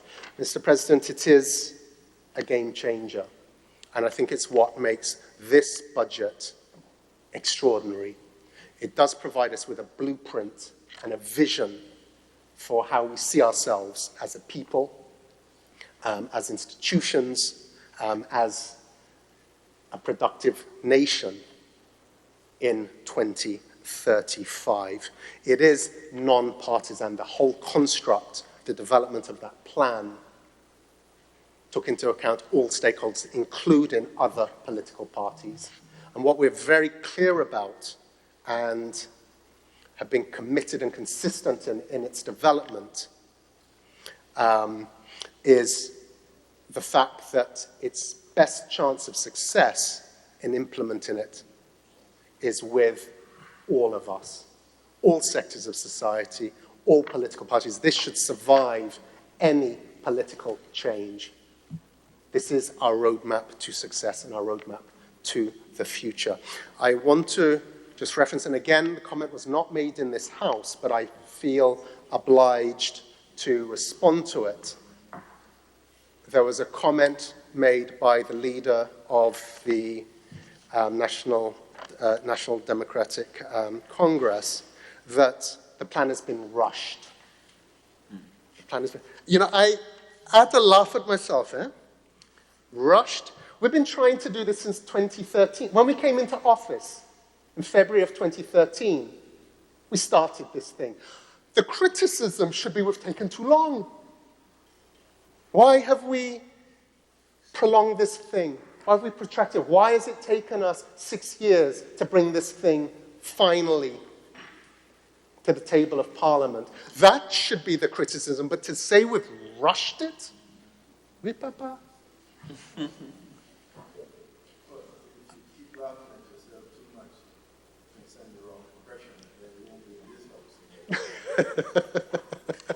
Thank you. Thank you. Again, a little carried away once again. But I was just amazed at that comment. The criticism should be, we've taken too long. But I heard positive things said about it in principle. But it's important, as I said, that that we all embrace this. And then comments from Senator Redhead. He kept asking in his presentation, where are the plans, where are the plans, where are the plans, where are the plans, over and over and over. And I again, amazed. I mean, you could just look here at the theme that's in front of him. The plan is that vision for 2035, which outlines every aspect of our economic, physical, environmental, and social development. There is a plan, Mr. President, a very, very clear plan. What more? What more does he need? So, Mr. President, I'm going to close on just 2 points of clarification. The first is the comments, this term that is used about docking pay of workers. And I just want to set the record straight. There is no such thing. That term docking of pay has a legal connotation, very, very specific, and no such thing has taken place. Mr. President, what did take place was those workers who provided their labor were paid. Those who withheld their service, which is their right, did not get paid. And Mr. President, that is the law. Government did nothing wrong. We did not dock anybody's pay. Those who worked were paid. Those who did not work were paid. Where the discrepancy lies is who should have paid in an industrial dispute like that. So let's go back to, it was a landmark industrial action case, breweries. What happened then, Mr. President? Who took on the responsibility to pay the salaries of those members who withheld their service? It was the unions, Mr. President. It's the unions who have that responsibility. The unions, not the employer. So if there is a failing here, it's certainly not with government. We worked to the letter of the law, not even the spirit, but the letter of the law. Who did not work to the spirit of the union arrangements with their members. I'll leave that floating, Mr. President. But we did what we needed to do. If you're going to embark on industrial action, then the measures that need to be put in place in order to ensure that those members are taken care of. The government did what it was supposed to do. And I just want to put it on record, no pay was docked. The final point, and again, I'm certainly not going to say too much about this because it's just a complete distraction. It's the Al Jazeera documentary. Senator Diali spoke to it. Senator Garraway on this side spoke to it. I'll just make a couple of points. First of all, the documentary clearly states, with regard to the Grenada component within it, that there's no evidence of illegality. So the journalists certainly covered themselves. There was no wrongdoing on the part of the government of Grenada. What Senator Diali went into, which again gives a broad context to it, there is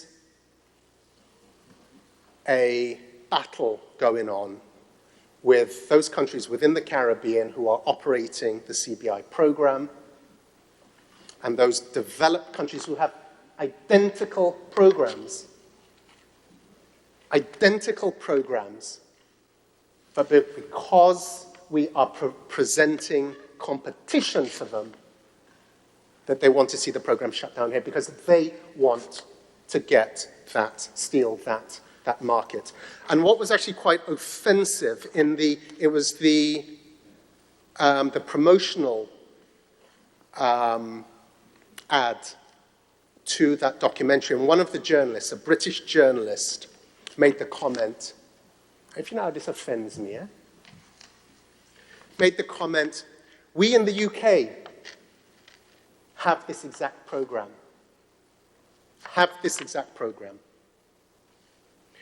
The difference with the Caribbean is that they are desperately poor.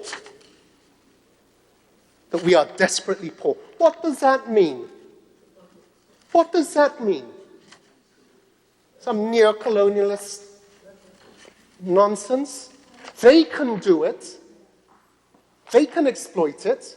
But because we are who we are and where we are, and because we are desperately poor, we shouldn't do it. And I think that sums up where we are. But there's one thing that's more offensive to me when I watched that documentary, and I actually urge people to watch it, because if you actually watch it with a broad mind, don't just listen to the propagandists and those who are trying to gain mileage out of it. But I'll tell you the thing that actually offends me. So for a British journalist born out of colonialism, with that neo-colonialist mentality, I can forgive them. That's in their DNA. That's been their DNA for the last 300, 400 years. Why should that be any different now? They just dress it up. What offends me even more is when our own people, those journalists came to Grenada, interviewed 3 people. 3 people. I will not call their names. They interviewed 3 Grenadians. 3 Grenadians where hatred for the new National Party oozes out of their every pore. Every word, every sentence that they make oozes hatred. To be so unpatriotic, go on record using slanderous terms, lies, slanderous terms in support of a narrow-minded, political, selfish agenda. The lack of patriotism, that's our own, Mr. President. This is that colonial model that characterizes the dynamics of that period, where a few of us give in to our masters. 3 voices are presented there. But what I will close on, Mr. President, on this point, we will not be distracted from this. The programs that we have in place are transparent, are accounted for. The Grenadian CBI program, our treatment of this program, we are viewed as the gold standard within the region, Mr. President. The levels of due diligence that we apply, applicants are actually frustrated because it takes so long because we are so thorough with it. What happens in other countries is not our concern. All we have control of is what we do here, and what we do here is proper, Mr. President. So I will simply say we will not be distracted. We will not be distracted by this. Measures, legal measures will be taken against those who have slandered the good name of this country. We have to protect the good name of this country, Mr. President. And action will be taken, but will not distract us from doing what is right and what's in the interest of the people. So, Mr. President, in concluding, the budget before us builds, and I went through this in the closing, it's the same closing as my opening, Mr. President. It builds on what has gone before. Progress is being made. The budget is supporting growth and job creation, Mr. President. It is touching the lives of the citizens of our country. It's providing more opportunities for our youth. It is improving access to better health care. It is supporting greater educational opportunities for our young men and women and our children. We're providing more housing and more housing assistance to those who need. It's providing more support to our agricultural sector and support of our rural communities. It's protecting our most vulnerable. And it's providing additional support for our elderly, supporting business as the driver of our economy and business development. And it's a budget, Mr. President, that meets the needs of the people of Grenada, Carriacou, and Petit Martinique. And it's for those reasons, Mr. President, that I commend this motion to the House.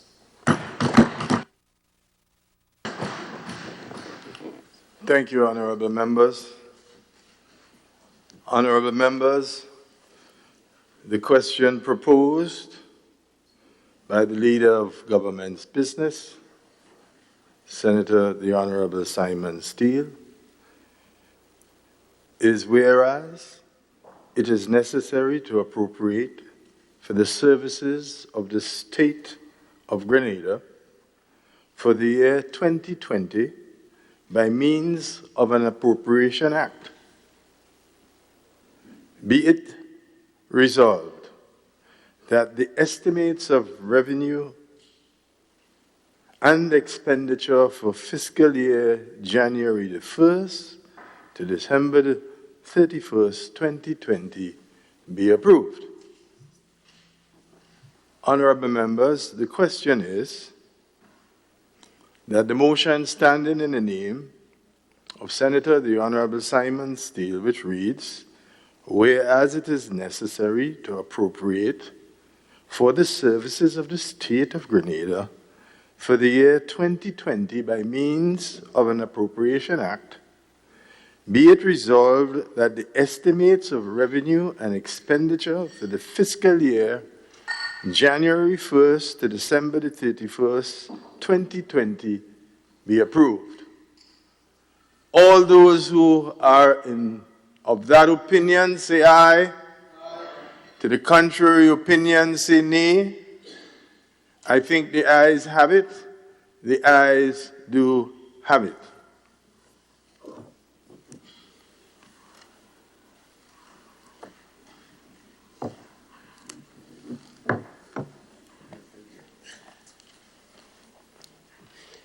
Mr. President, I beg to move the following motion standing in my name.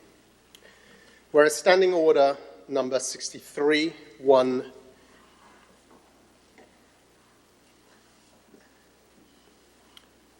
Whereas Standing Order number 63-1A, Committee of Selection of the Senate's revised standing orders, provides for the appointment of a committee to consist of the President as chairman and 2 other senators to be known as the Committee of Selection, be it resolved that this Honourable Senate doth now appoint the 2 other senators to the said committee.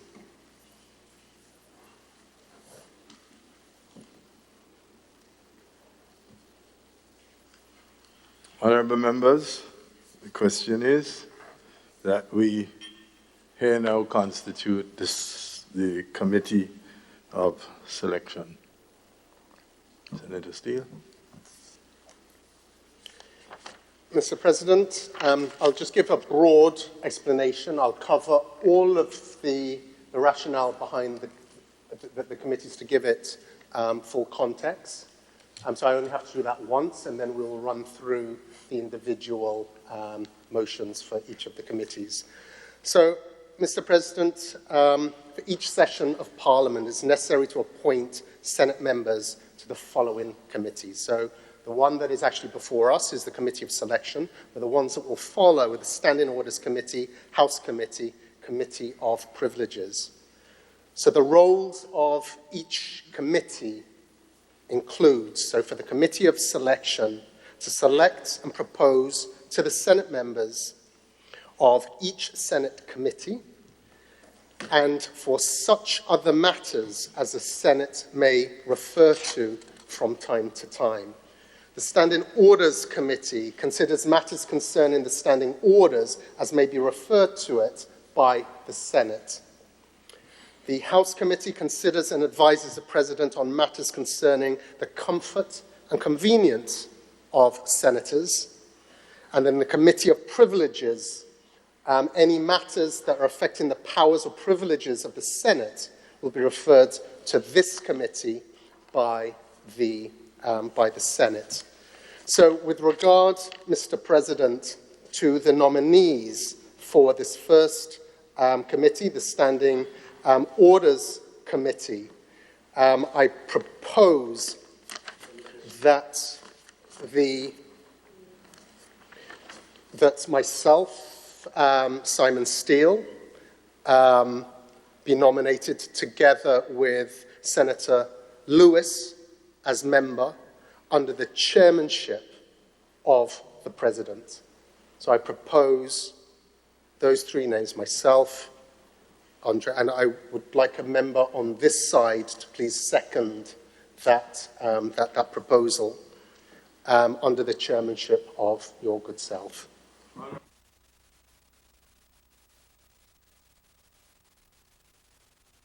The Committee of Selection, Leader of Government's Business, Senator the Honorable Simon Steele, Labour Representative, Senator the Honorable Andre Lewis.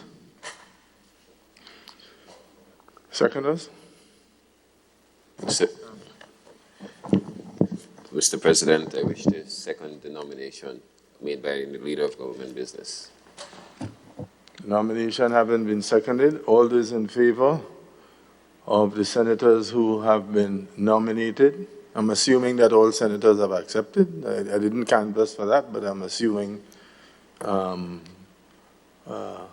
those in favor of the nomination of the two senators, say aye. Aye.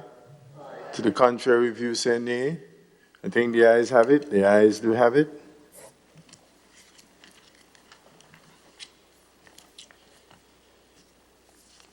Senator Steele? Mr. President, whereas Standing Order number 63, subsection 1C of the Senate Standing Orders provides for the appointment of a committee to consist of the President as chairman and two members to be known as the House Committee. Be it resolved that this honourable House, this honourable Senate, doth now appoint the two members to the said committee.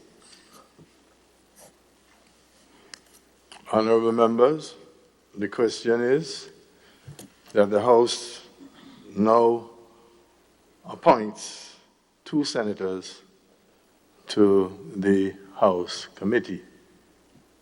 All those of that opinion say aye. To the contrary view, say nay. I think the ayes have it. The ayes do have it. Senator Steele. Mr. President, for the House Committee, the names proposed be you, President, as chair, Senator Garraway and Senator Diali as members.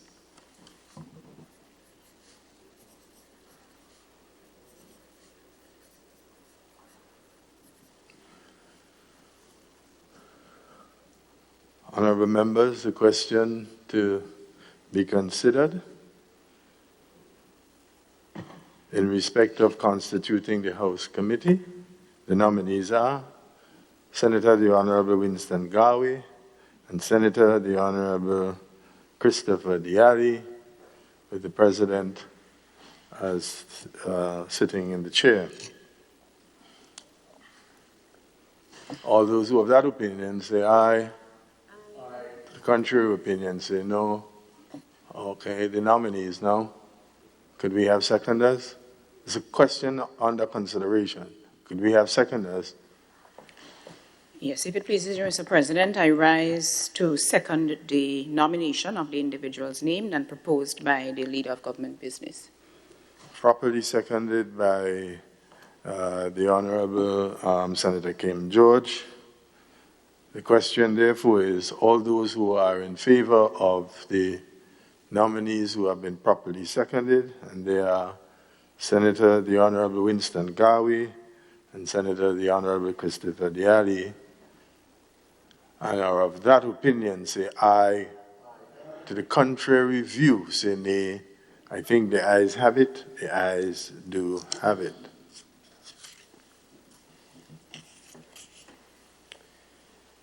Mr. President, whereas Standing Order number 63(1)B of the Senate Standing Orders provides for the appointment of a committee to consist of the President as chairman and 2 members to be known as the Standing Orders Committee, which shall be elected as soon as may be after the beginning of the session. Be it resolved that this honourable Senate doth now appoint members of the said committee.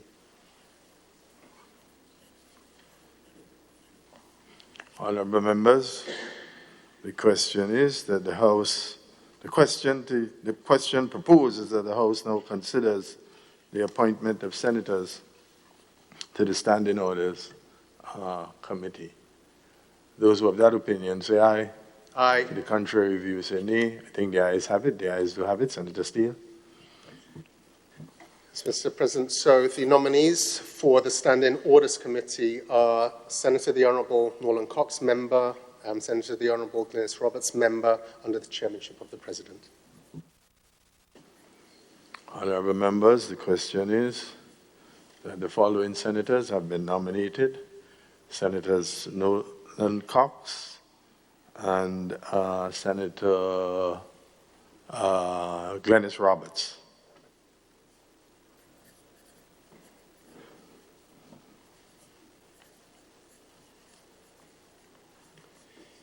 Mr. President, whereas... One second.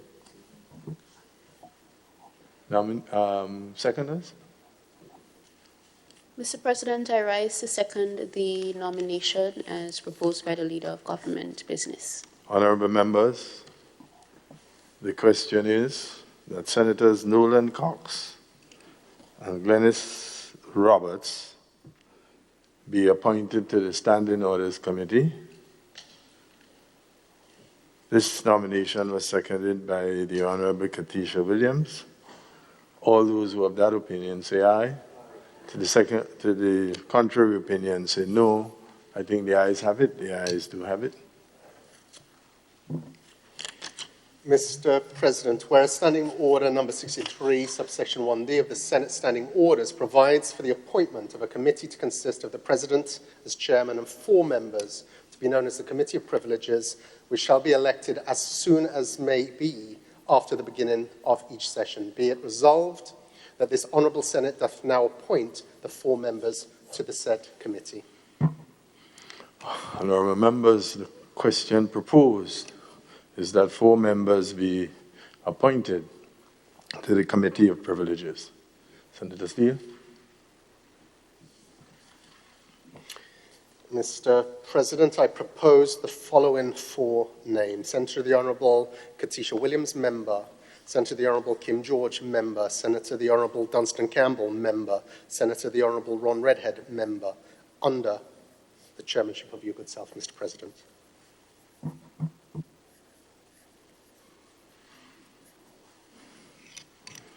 You said that a little fast, too fast for me. I captured 3. I could. Katisha, Kim George, Ron Redhead, and Dunstan Campbell. Dr. Dunstan Campbell. That's correct.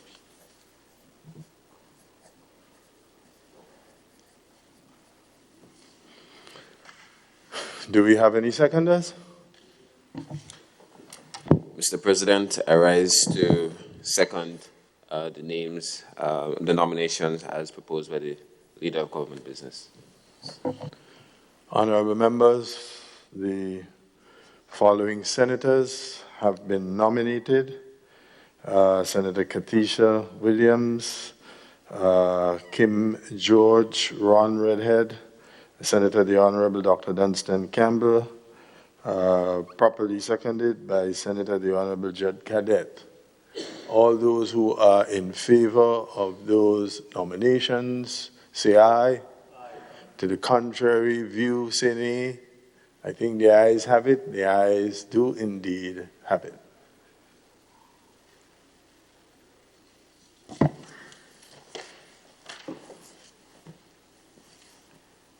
Item number 15, bills.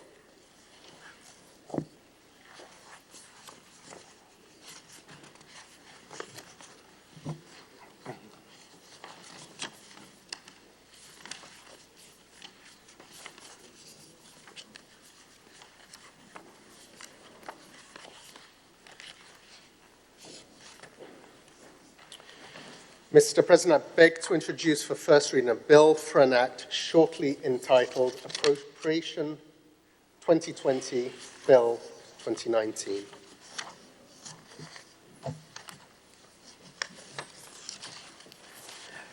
An act to appropriate a sum of $1,146,010,705 to the service of the state of Grenada for the period January 1st to December 31st, 2020, shortly entitled Appropriation 2020 Act 2019. Senator Steele. Mr. President, I beg to move that the relevant standing order of the Senate be suspended to enable the bill to be taken through all its stages at this sitting. Honourable members, the question proposed is that the standing orders be set aside to enable this bill to be taken through all of its stages at this sitting. Honourable members, the question is that the standing orders be suspended to enable this bill to be taken through all of its stages at this sitting. All those who are of that opinion say aye. To the contrary view, say nay.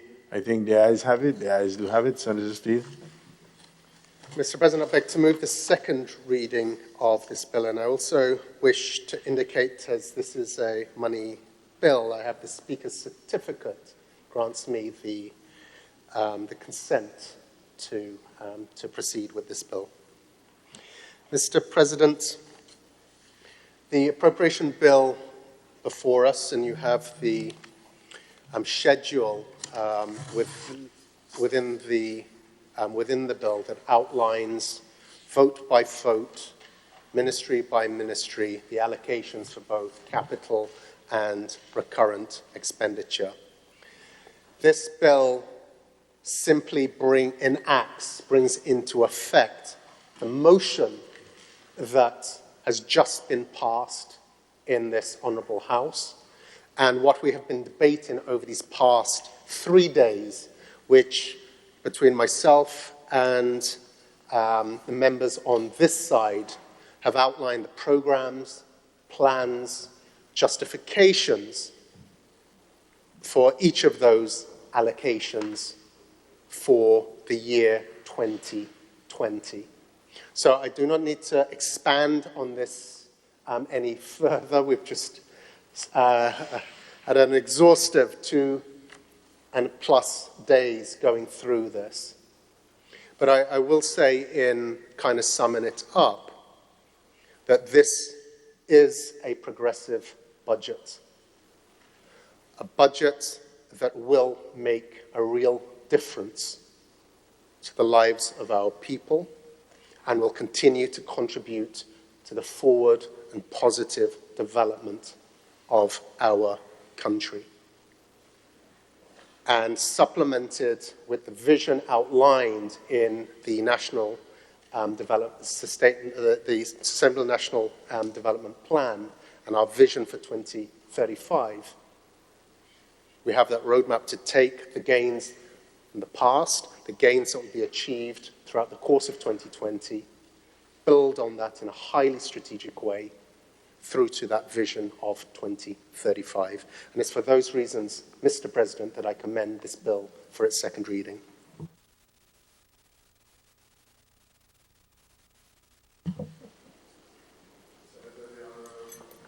Ali. Thank you, Mr. President. Mr. President, I am going to be very short on this as well.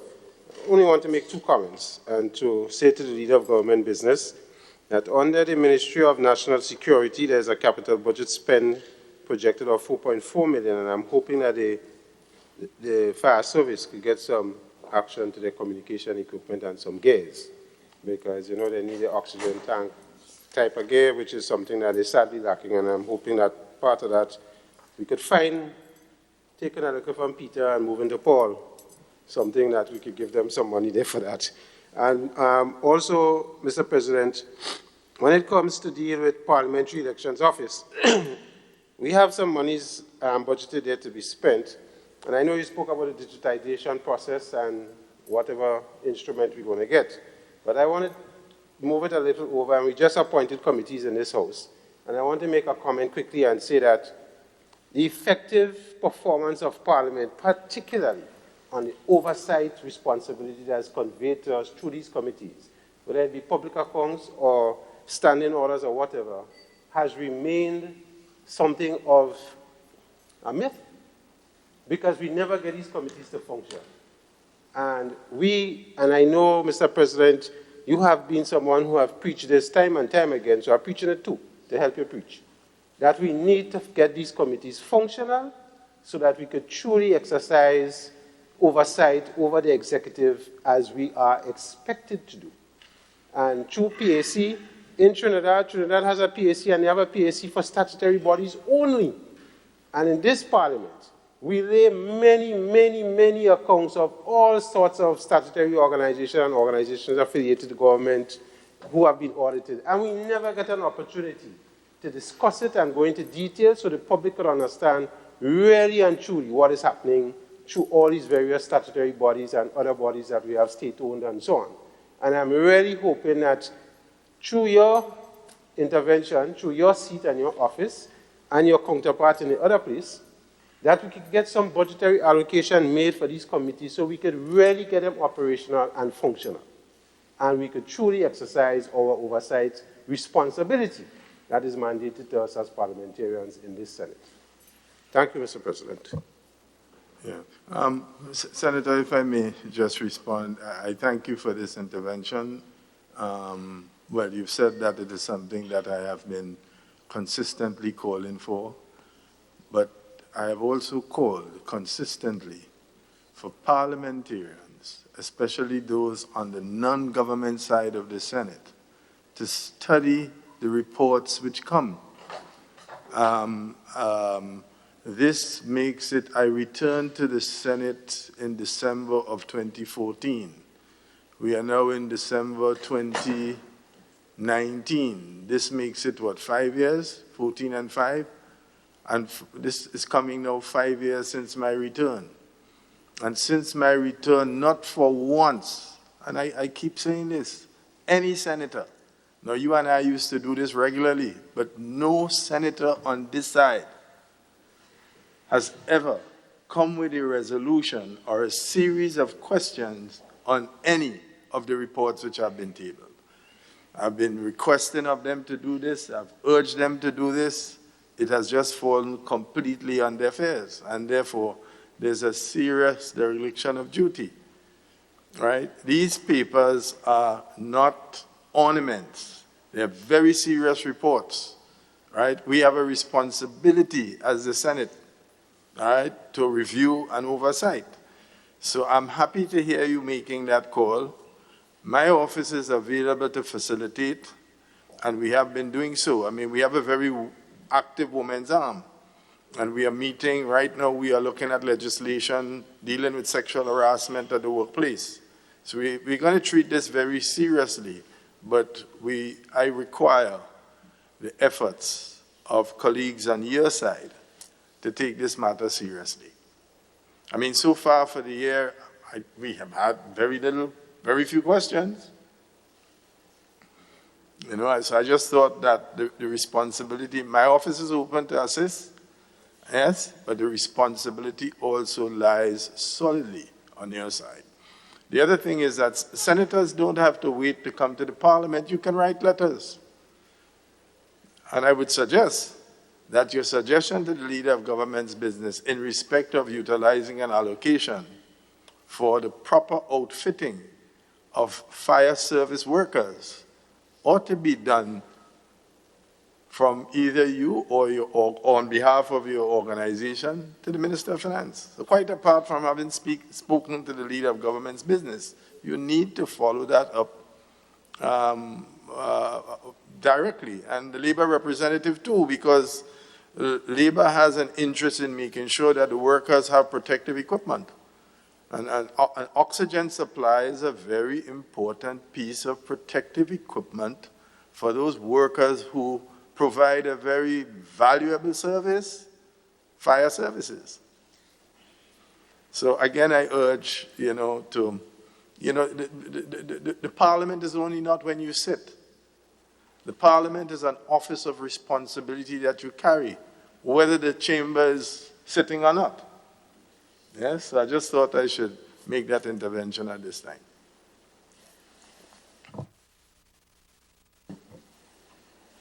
Thank you, Mr. President. Just an observation that along the taken from Peter and given to Paul, over the last few days, and certainly before the last few days, I think it was said that in order to give to the workers in terms of increases, I think resources had to be taken from elsewhere.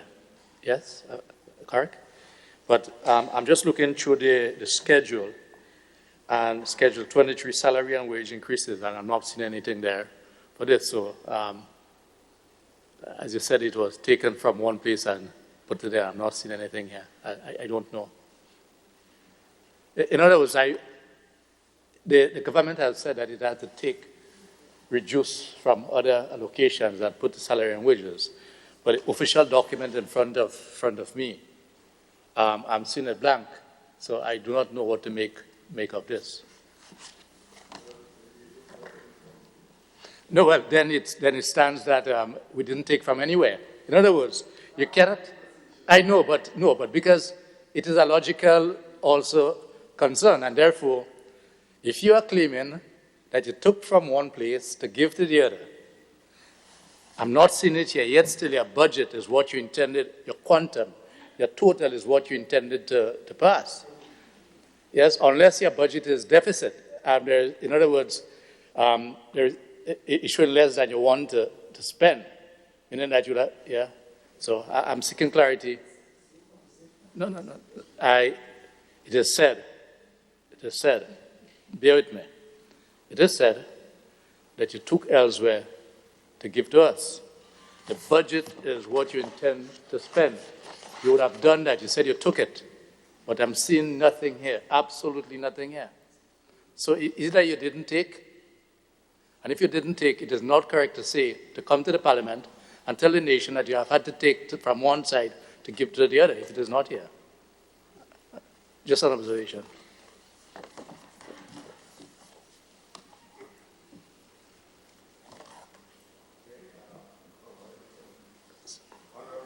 I could, yeah. Yes, so in wrapping up, Mr. President, so I thank the members on the other side for their comments. The comment about providing safety equipment for our firefighters, it's important our firefighters, Mr. President, they put their lives at risk every time they attend an incident. So the comments made from Senator Diali are heartfelt, and I would certainly pass that on and see how we can ensure that ensuring their safety is reflected in the Peter Paul discussion that will still take place. And we also have to remember that there will be a supplemental mid-2020, as is the norm. So there is an opportunity as we start seeing how those revenues flows come in, and typically there are more resources available to be able to supplement what we have in here. No, I absolutely agree with that. But I'm simply suggesting that there are opportunities that start now for us to start thinking about how we can do that in the most timely of fashions. And Senator Diali's talk about these committees, important. I think there is a way, and we've had the conversation many times, Mr. President, I think we can raise the game, raise the bar further here within the Senate, how we treat with bills, how we going through the committee stages, looking at how we can refine our procedures within the Parliament that give a better ventilation of all of the important matters, give the general public an opportunity to be able to influence and be able to demonstrate how their fingerprints can be better imparted on our discussion and our debate. And I know Senator Williams is constantly jabbing me for opportunities, as to how we can bring in some further perspectives. And I think, it is through the roles and functions of these committees that give us the procedural opportunity to do just that. And I think it may be, forgive me for using laziness on our part, not due to lack of desire, because I know that's been expressed. So, organization. So I think that is an opportunity as we move into this new session. I think we can certainly take advantage of that. Now, Senator Lewis's comment about where I wish the finance guy was here to just ensure that my understanding of this is correct. No, I think I can address it. If the senator is looking for a budget item of $43.5 million, it says salary increases 4 plus 4 plus 4 and NIS, that doesn't exist here. What does exist is it is based on vote by vote, ministry by ministry. So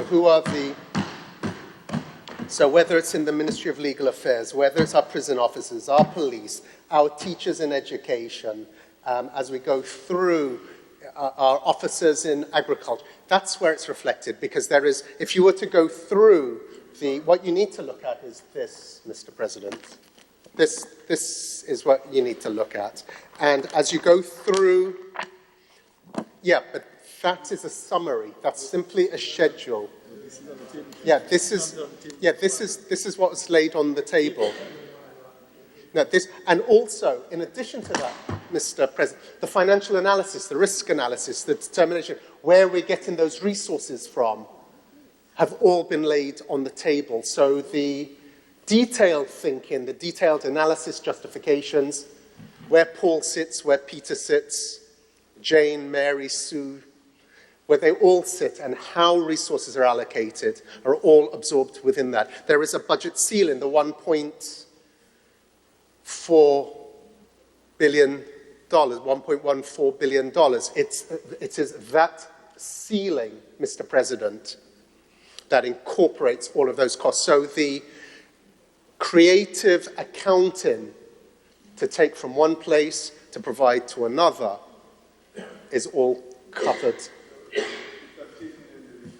Exactly, it's in the recurrent and it's reflected in that detailed document which has been laid before the House. So, so it would be wonderful if it was just pulled out as a line item, but it's absorbed within each of those numbers. So, Mr. President, in closing, we've had a lengthy discussion on justifying the allocations. I appreciate the comments from the other side. But in closing, once again, I believe this has high value, serves the people, serves our nation. It's for those reasons, Mr. President, that I commend this for its second reading. Honourable members, the question is that the bill, appropriation 2020 bill 2019, be read a second time. All those who have that opinion say aye. Aye. To the contrary opinion say nay. I think the ayes have it. The ayes do have it. A bill for an act shortly entitled Appropriation 2020 Act 2019. Senator Steele. Mr. President, I beg to move that the Senate resolves itself into a committee of the whole Senate to consider. No, we don't. No, it's a money bill. So yes, that's right. We can move straight through. Mr. President, I beg to move the third reading of this bill. Honourable members, the question proposed is that the Appropriation Bill 2020-2019 be read a third time. Honourable members, the question is that the bill be read a third time and passed. All those who are of that opinion say aye. To the contrary opinion say nay. I think the ayes have it. The ayes do have it. A bill for an act shortly entitled Appropriation 2020 Act 2019.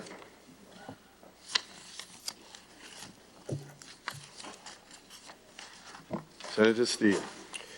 Mr. President, I beg to introduce for first reading a bill for an act shortly entitled 2020 Budget Loan Authorization Bill 2019. An act to authorize the Minister for Finance to borrow from various sources an amount of 100 million United States dollars, shortly entitled the 2020 Loan Authorization Act 2019.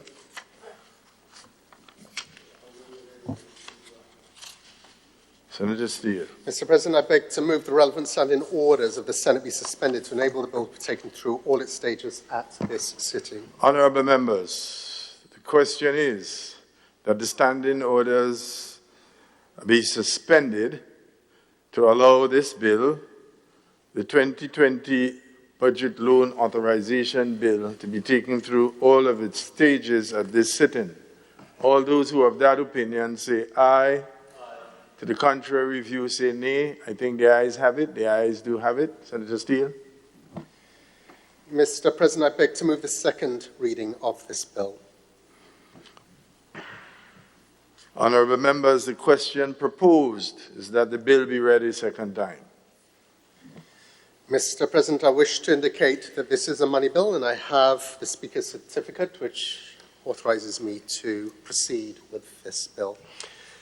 Mr. President, this is a standard instrument that is used. It provides for a loan authorization of 100 million US dollars as a protective measure. This is not a loan that we are taking on. This is not debt that we are placing on our books. It's simply giving us. Mr. President, just as a matter of clarity, my document is saying 100 million Eastern Caribbean dollars.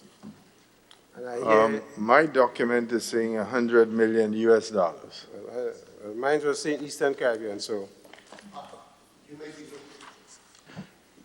Mr. Chair, in the lower house, when it was presented both as a motion and as a bill, there was a correction made there, because in the original documentation that was presented to the lower house, the other place, it had EC dollars, and it was corrected on the floor. And the documents, well, certainly the documents I think we all have, state the US dollars. So maybe you have an electronic copy of what originally went to the lower house. Yes, it's 100 million US. So just continuing, so this is not debt alone that we're taking on. It's not debt that we're placing on our books. It's simply to give us that protective cover that in the event there is a shortfall in the financing of this budget, and what is laid out in the big document, Mr. President, are all of the sources of funding that we have received, which demonstrates that the budget before us is fully financed. This is not a fake budget. This isn't another billion-dollar project where $600 million is, what was it? Trust me? Unfinanced.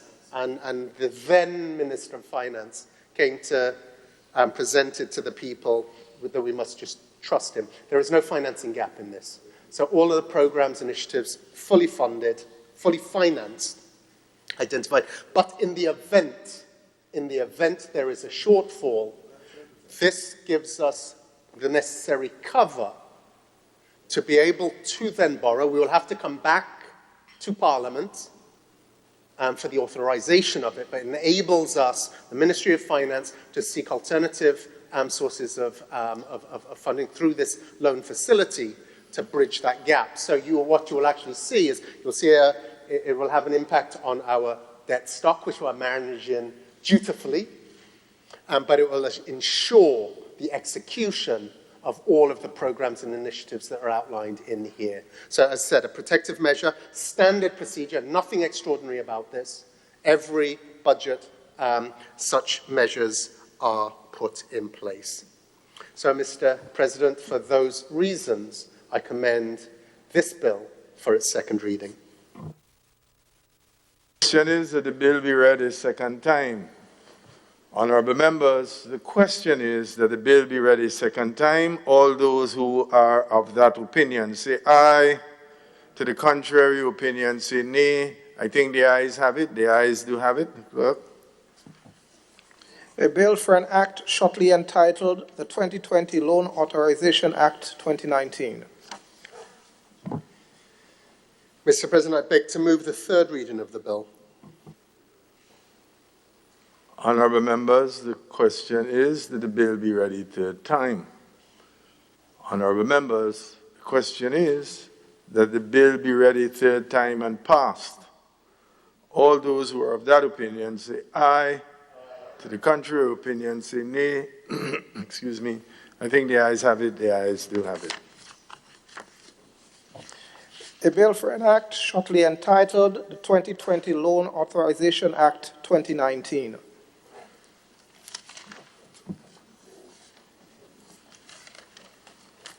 Item number 16, public business.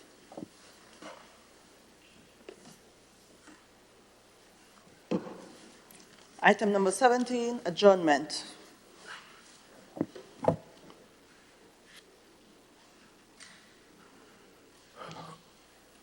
Senator, the Honorable Winston Garvey. Thank you very much, Mr. President. Mr. President, I rise and I want to take this opportunity to speak on 4 themes I have here this morning.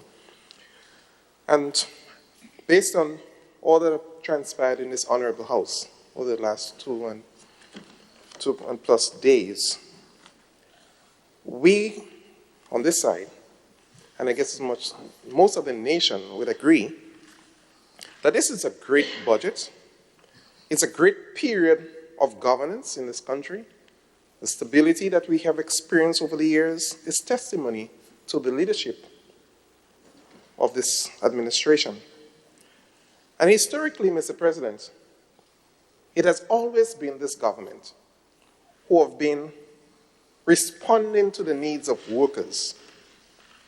May 2013, when we came in and had a humongous bill of over $40 million to take care of back pay, increase in salaries and the likes that was left there by the former administration.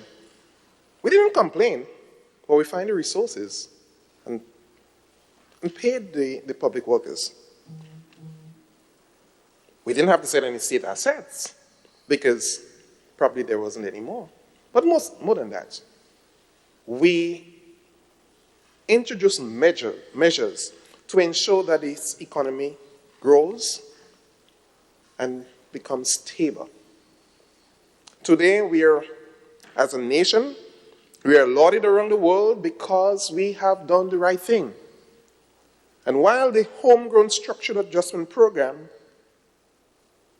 was developed, and with support from the international communities, the World Bank, the IMF, the Eastern Caribbean Central Bank, the ECCB, and others, Grenada today stand as the IMF put it and the World Bank put it, as a poster child to the rest of the world as to how you can, working together with a common objective, transform your economy. And today, we are better off for it. And what we have realized, the forces out there who would like to get into governance or to govern this country, agreeing among themselves that they cannot dispute that this economy is doing well.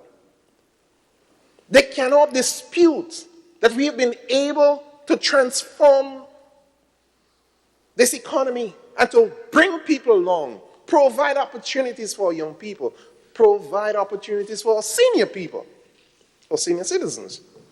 They agree, cannot dispute it. So what they have decided, let us attack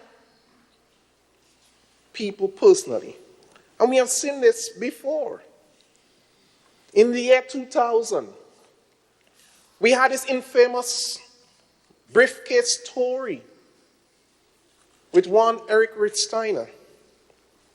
We heard of David Merchant, the editor of the Offshore Alert. And he, by the way, Mr. President, broke the story and said of Prime Minister Mitchell receiving some $500,000 in a briefcase, a Louis Vuitton briefcase, as a bribe to sell him diplomatic passports. And this story was peddled for a long time.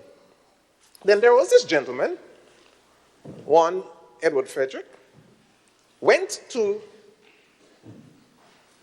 the office of Offshore Alert. And I'm now speaking as I heard it from David Merchant. And he said, I was in my apartment. And this agent of the opposition, the NDC, Mr. Frederick, came to my apartment. And he said he was looking for the tape with the evidence of the briefcase transaction. And he said, lying around in my apartment were movie tapes. And he took one and he said, it's a tape, it's a tape. And Mr. Frederick requested that they should take a picture. And he said they posed and they took a picture. And lo and behold, that very said picture ended up on the front page of the Grenada Today. That was the name. You need to research why the name has been changed. And listening to Mr. Merchant, he was angry. Very angry. And you know why? Because he was caught.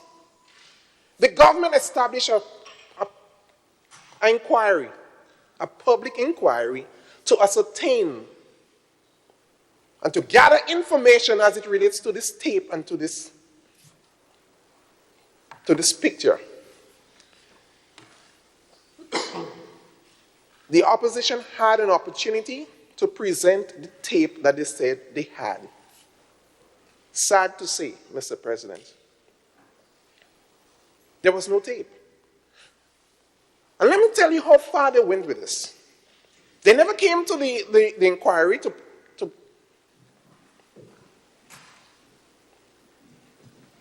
Deputy President.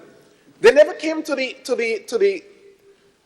inquiry, Mr. Deputy President, to present information. And you know why? Because there was no tape. They called the nation and they said to the nation, we will have a public viewing of the tape in the Sugar Mill area. And many Grenadians went down to Sugar Mill, hoping to see the tape because they want to see the evidence of Prime Minister receiving some $500,000 in a briefcase, in a Louis Vuitton briefcase. And then they said, the tape ain't working. So they rescheduled another viewing for St. Andrews. And Mr. Deputy President, senior citizens went to Grenville, hoping to see the evidence on this tape. They're still waiting up to this day. Still waiting. But they didn't because there was no tape. It was a hoax, fake news. I want to say to this Honorable House, Mr. Deputy President, the same players who made this story in the year 2000 are the same people behind this Al Jazeera's report that we've seen right now. I want to also inform this House. I know from September 10th this year, so many stories was published in this paper on me that I knocked down a journalist and broke a hip and all this stuff and so on. These stories were prepared by the same people who developed this tape. The same people. They also went and they accused me of having a fake doctorate degree. But let me say to you, Mr. President, United Graduate College and Seminary International, organization out of the United States, conferred on me an honorary degree. Why? They conferred that degree in humanities on me. Why? They have been following my work. They know, and they have gotten the information that I was very instrumental in establishing female basketball in our secondary schools.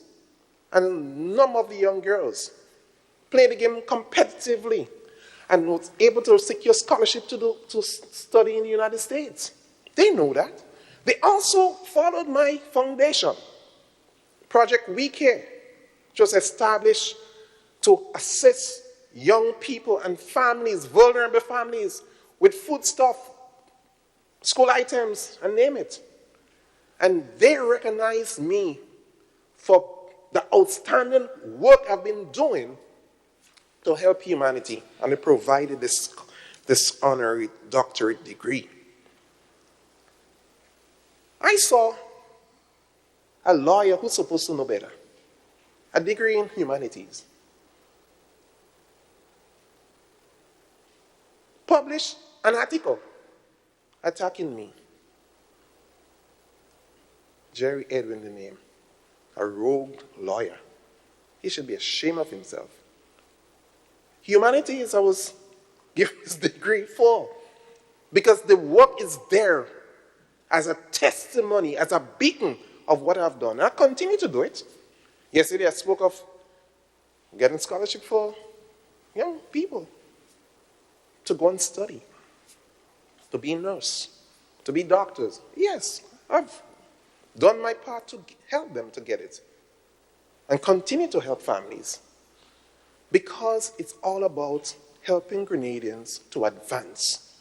To break the cycle of poverty is to ensure that we give them an opportunity to as we say, a hand up, not a hand down. But it's unfortunate that our people will be so marginalized. So I call on those persons who are pushing this fake news today to stop trying to fool the Grenadian people. But you know, they went a little further, Mr. Deputy President. They then said to the Attorney General, the tape is with the CIA, and you should write the CIA to get a copy of it. But you just said you had it.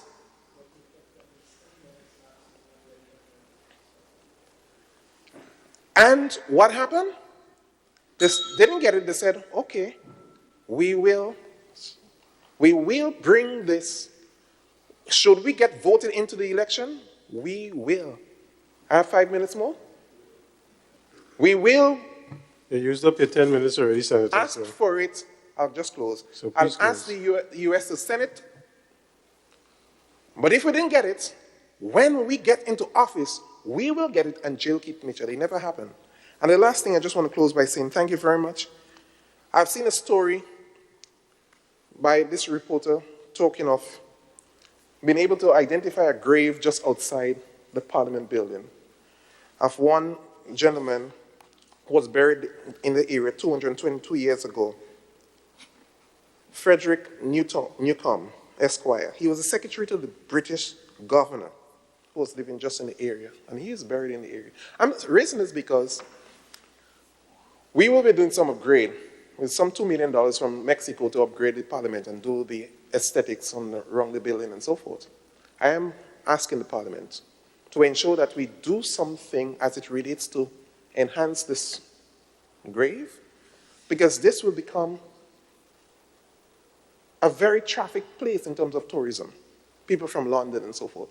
And I want to give a lot of credit to the investigative reporter, Ms. Linda Stricker. She has been doing some outstanding work in terms of investigating stuff, and I want to ask Brother Michael Jessamy to take on this task. I also want to ask the funeral home to give support to protecting this stone as we go forward. Thank you very much, Mr. Deputy President.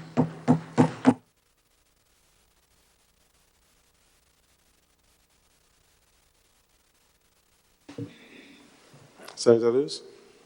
Thank you very much, Deputy President. And I just want to use the opportunity to wish you working people of Grenada and all Grenadians all the best for the rest of the year. At the same time, to give our commitment, as requested by the leader of government business, to pay attention to productivity, etc. We have always done that. What is important is the aspect of management. We have had that discussion in the private sector, which you yourself in another place will know.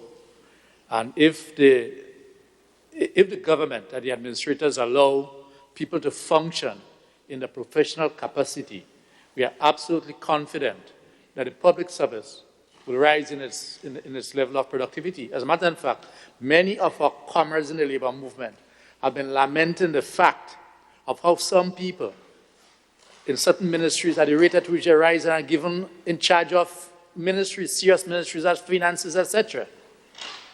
In other words, colleagues, we have made that call before.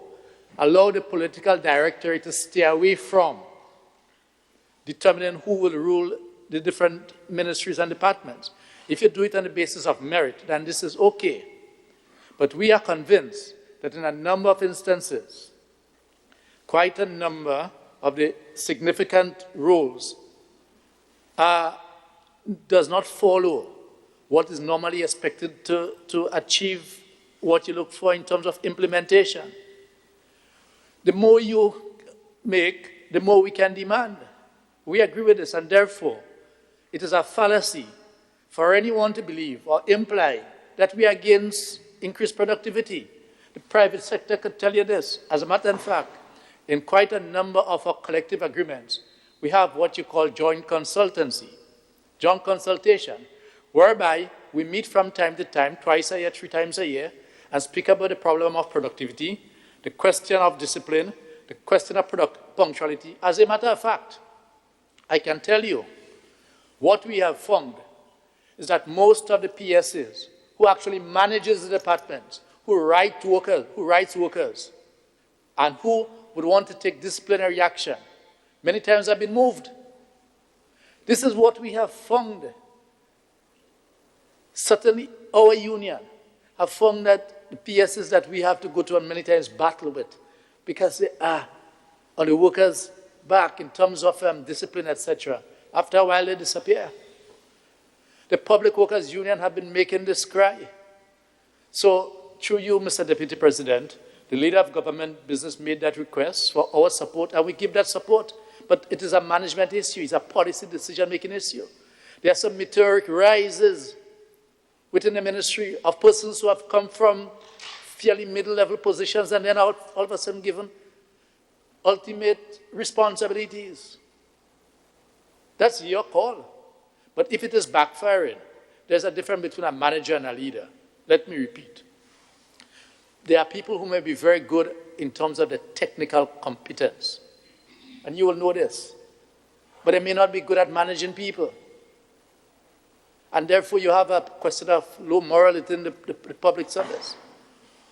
Also linked to the question of productivity, which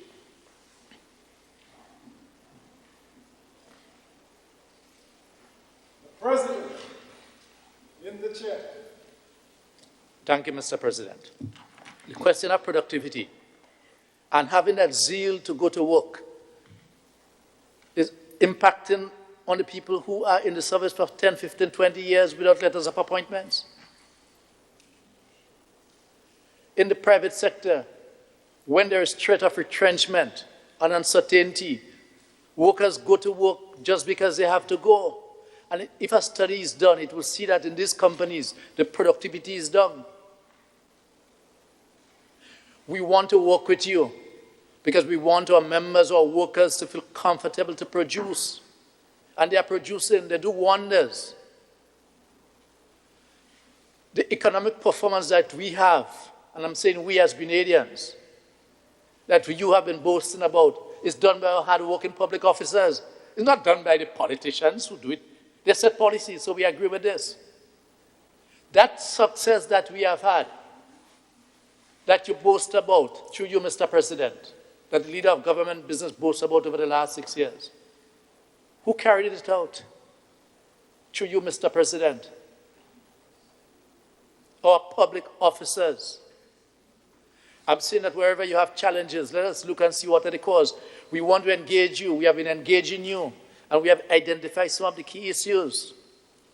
And that brings me to the call on public officers to speak out and to take responsibility. What has happened to Comrade Sister Daisy Hazard? It's a matter I must address.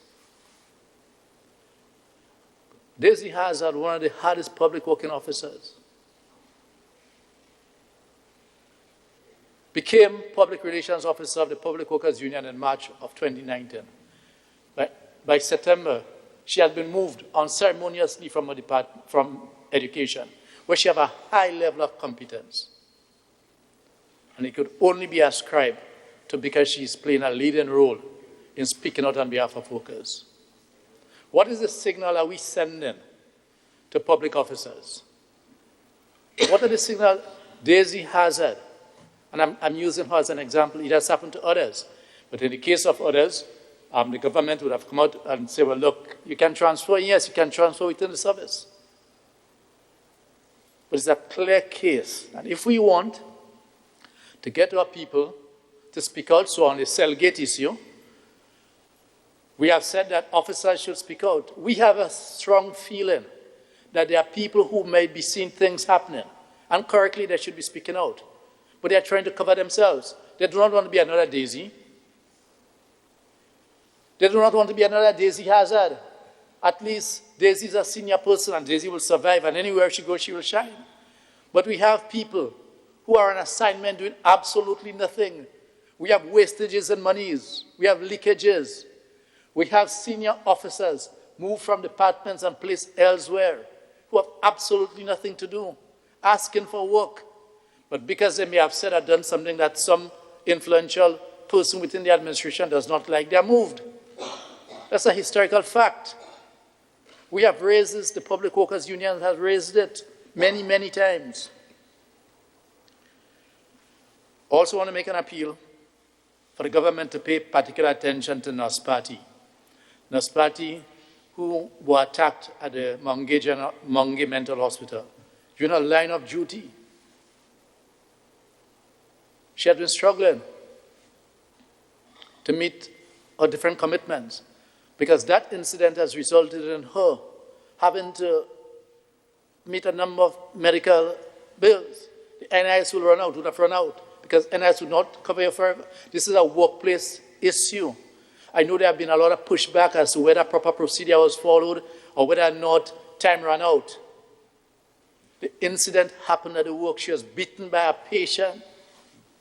I'm making this appeal. I'm calling on the authorities to address this issue. We extend our support to the TAMCC workers for that. I could not have said it better than Senator Diali, through you, Mr. President. And he summed it as a trade unionist yesterday. And you know why? Because he's directly involved in this one, and he sits on the board. And the board has been made to look as though they are not doing their work by the government. That's what he said. They are doubting the ability of the board, and doubting and questioning the veracity of TAMCC. That's what he said in terms of its importance. But he feels it because he's in the heat. So those of us who are in the fire, but been always feeling the heat, welcome to the club, Senator Diali. Welcome to the club. He is very passionate, extremely passionate, and he defended the workers. He defended the workers' right to go out to fight for their right because it is overbearing. And that's what we do. That's what we do. That's the obligation and duty that we have. And we feel we are in the fire every day. So when Cable and Wireless, the battle we're still fighting, will underpay flow workers because they came from Columbus Communication and working now with Cable and Wireless, doing all what Cable and Wireless former workers used to do. I'm paying them half their salary. I've been fighting it, but it's part of the ongoing battles that we have. We call on the company to treat the workers fairly. And we are the ministry with it. We take a process. And many times these battles are dependent on how strong you are in a particular workplace. But we'll keep fighting. We want to repeat the call to remove the legislation on salary increases. We agree with the principle that you cannot pay and you ought not to pay, but that you can afford. Labor is the only one that has been restricted through the legislation. And through you, Mr. President, probably if the leader of government businesses is willing to engage me in a discussion, he might be able to understand our concern. 5 more. Time, right? So we are willing to discuss that and to say that there cannot be any truth. As a matter of fact, the FROC called for government to revisit how you project, how you forecast inflation. Because we cannot accept that inflation only moved by under 1%, or even in your projection. It therefore means that $100 from last year, I need $101 to get the same amount of goods that I was able to get last year. And all of us know that who goes to the supermarket. The food basket used by the Ministry of Finance has not been reviewed since 2012. It's about 10 years now, thereabout. It has not been reviewed, so we need to do this. Once again, I want to thank the nation and to wish the workers all the very best for 2020. Thank you very much, Mr. President. Senator Lewis. Senator Cox. Mr. President, thank you very much. I just want to touch on a few important matters. Maybe I should start first with the National Lottery Authority, Mr. President. I didn't get a chance to speak of what we have been able to do over the year in terms of contribution towards this, our role and responsibility, our mandate and support to sports culture and nation building. And over the period, 2019 period, Mr. President, I think it's important to note that we have expended in excess of $2.5 million supporting sporting association organizations, culture in Grenada, or artists, young budding persons coming up. I think that is very critical, Mr. President, to note and to record. Also, in terms of nation building, we have given support to various sectors, the health sector, community projects in excess of $1.5 million, Mr. President. I think that is commendable. Mr. President, how we are able to do this? This is done as a result of the ordinary person who play our games. The ordinary taxpayers, the persons who understand that by engaging or participating in our games, those returns go back to our young boys and girls who are aspiring in sports, aspiring in culture, that they will be able to benefit from that investment that we in turn put back into the community. Mr. President, I think that is something that we must commend the support that we have received from the wider public in terms of the success of the National Lottery. Mr. President, the government will continue to work, and we look forward to doing some more things re the National Lottery in 2020. But Mr. President, recently we had a little negative situation with our staff at the lottery, and some of it, my colleague, Representative Labour, said on the other side yesterday that we reneged on our promise. And so we're happy that we are at a place where they feel comfortable. While that is the case, we do have some outstanding, one outstanding, I believe, I only hope that is one outstanding matter and not much more regarding job analysis. It is felt that in terms of where the staff is, in terms of their compensation, we need to assess, to align roles and responsibilities with those compensation, and not to find ourselves in a situation like we recently did, where we just had to pull a number from the sky to apply to some requests. But it should be done with some merit, in some structured way. And so we are committed to having that done, and we see by not doing that, we found ourselves in a situation where we were cornered by not being able to perform that role, that duty, in terms of doing the job analysis. But I can assure this honorable House that that activity will be done once the person responsible to spearhead that initiative. But Mr. President, I was a little bit concerned, and somewhat disappointed when, sometimes people demonstrating they're passionate and they make certain statements.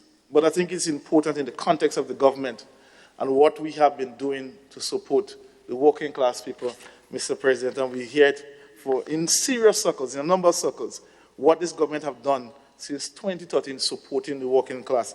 I think it is critical. Because if I could recall, Mr. President, and maybe I stand corrected, sometime before we came into power in 2013, the relationship between the National Lotteries Authority and the union was not a healthy one.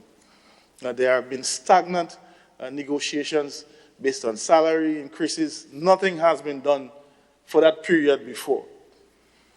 But come 2013, when this government got into power and the board was constituted, decided, look, we are going to go in a different direction.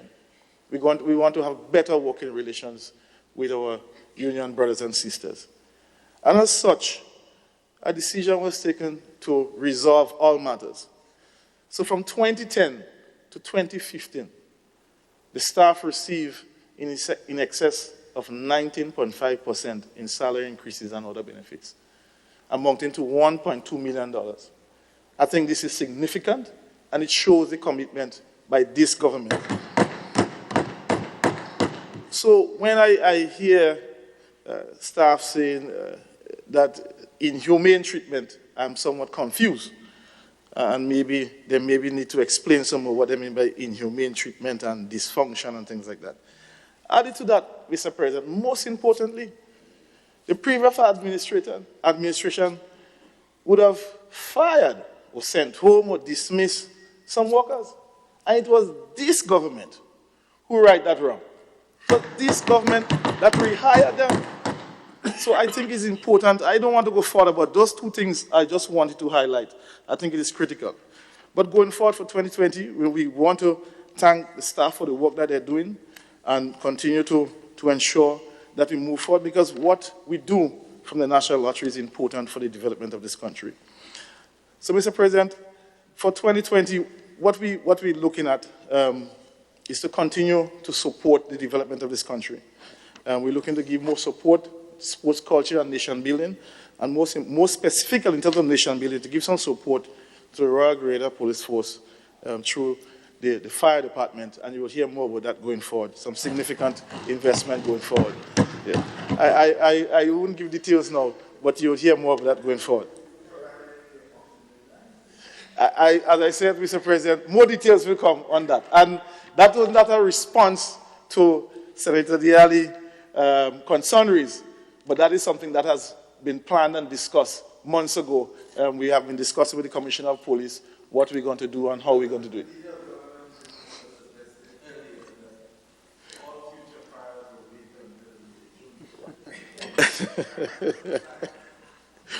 We'll see how we can work, Mr. President. At this time, we want to also recognize our partner. What we are doing in that regard, Mr. President, is done in partnership with the Caribbean Banknote, CBN, through a trust fund that they contribute and we match. And that's why we were able to purchase the 2 ambulances in excess of $400,000 last year. We gave those last year, December. We gave that to the Ministry of Health. So, Mr. President, it's significant support, and we want to highlight that. Also, Mr. President, the legislation, the National Lottery Act, provides for a reserve fund. And Mr. President, I'm happy to announce that we established this reserve fund this year, and that fund will be used for natural disasters, national emergencies going forward. So we're planning long-term, Mr. President. So this year we have established that fund. About 20% of the revenue from NLA for the year will go into that fund for national disasters, Mr. President. So I really wanted to highlight that as a critical. So, Mr. President, those are some of the important things that we are working on. And as we speak about the ambulances, I just want to add as well, we have committed to supporting the maintenance of those ambulances for the next 5 years, and also insurance as well. We are paying for those 2 ambulances. So that is a significant work that the National Lottery is doing through this government, Mr. President. And even to add, we believe that based on that arrangement, based on how the fund developed, that whenever the ambulance needs to be replenished, then we'll be positioned again to maybe do 2 or 3 going down the road. So that is the kind of approach that we are taking, and we believe that is moving in the right direction. Mr. President, I just want to move quickly to speak about Anderson Peters. He is scheduled to be home on the 15th, Sunday, the 15th of December, and so we're inviting the general public to come out and to welcome him home at the airport, at the Morris Bishop International Airport. I think coming on the evening flight sometime in the afternoon. So we want to, more information will be out about that. I think there's a planned motorcade from the airport to Las Vegas where they'll meet, speak, family, friends, everyone will be there to celebrate. But most importantly, on the 13th of December, there will be an award ceremony, Pan Am Sports Award ceremony in Fort Lauderdale, where Anderson is nominated as the Pan Am Sports Male Athlete of the Year. And we're asking Grenadians to go out and vote, go on Pan Am website and vote, put in your vote for him. Because if he wins this is another thing for us to celebrate. So I just wanted to mention that, and just to say to this Honorable House, we want to thank you for your support over the year, and we wish you all the best for the season, Christmas, whoever celebrates Christmas, some people don't. We understand and respect that, but I just want to thank you, Mr. President, for your support, and the staff for everything that we have done, and other members for working along with me. Your advice, suggestions have really allowed us to function in a better way in this honorable house. So thank you very much, Mr. President, for your time.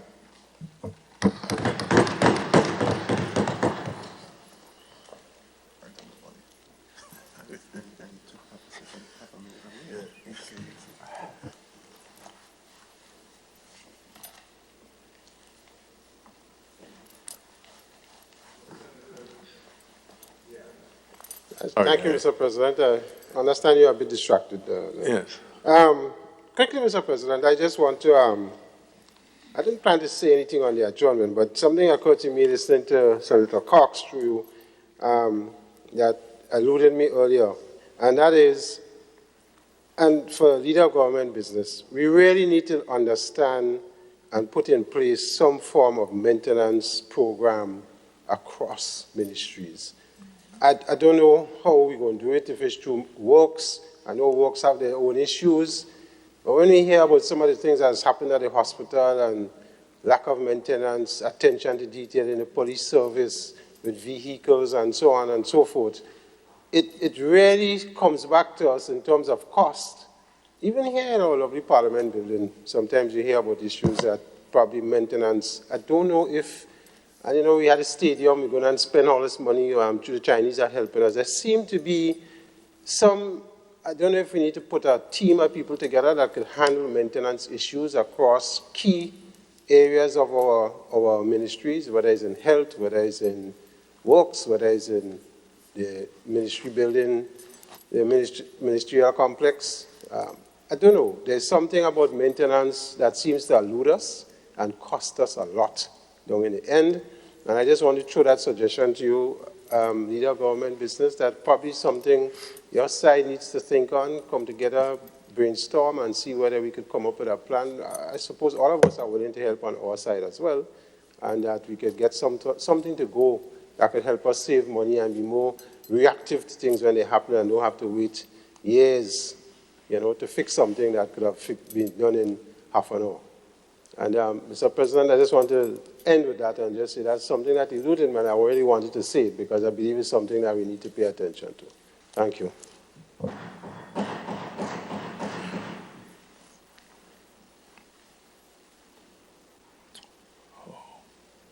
Okay, Senator Steele.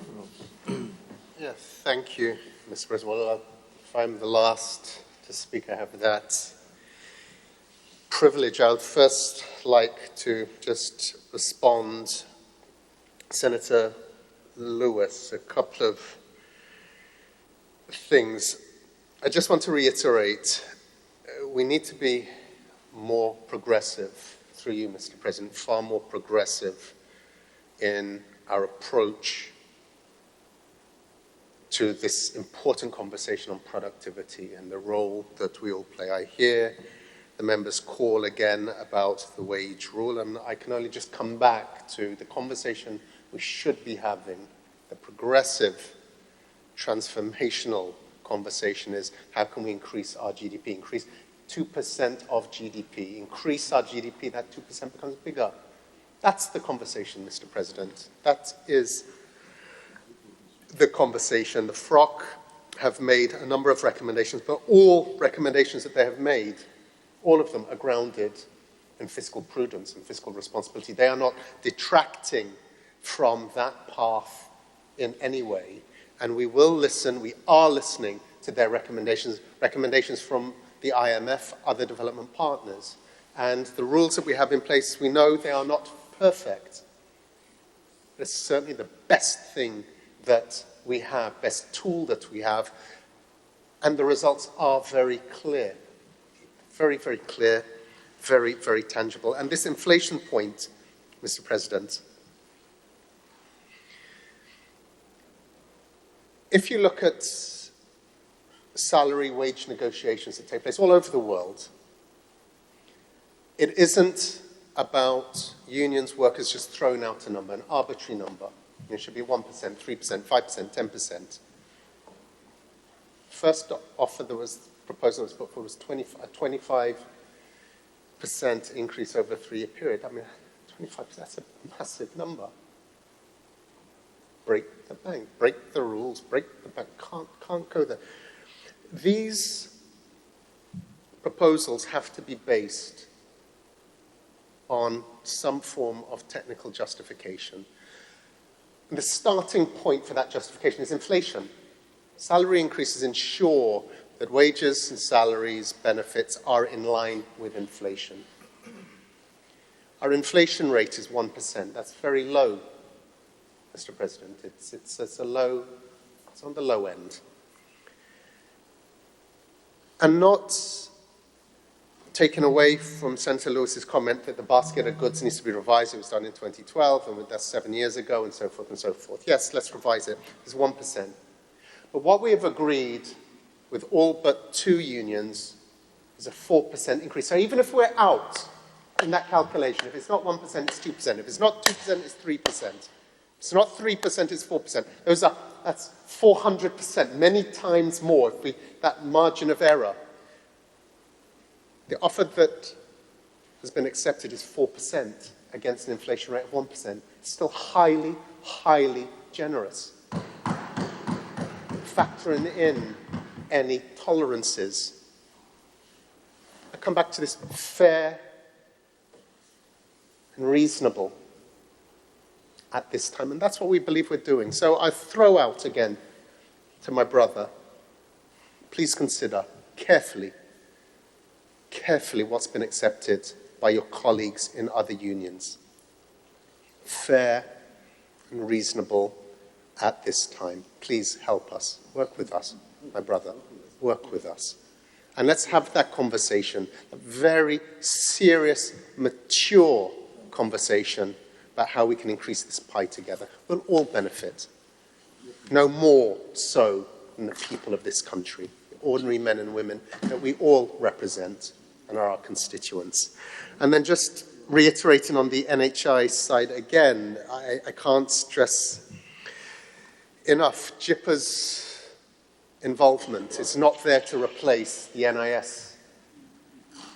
NIS just do not have the capacity at this time, don't have it. We cannot set them up to fail. This is too important.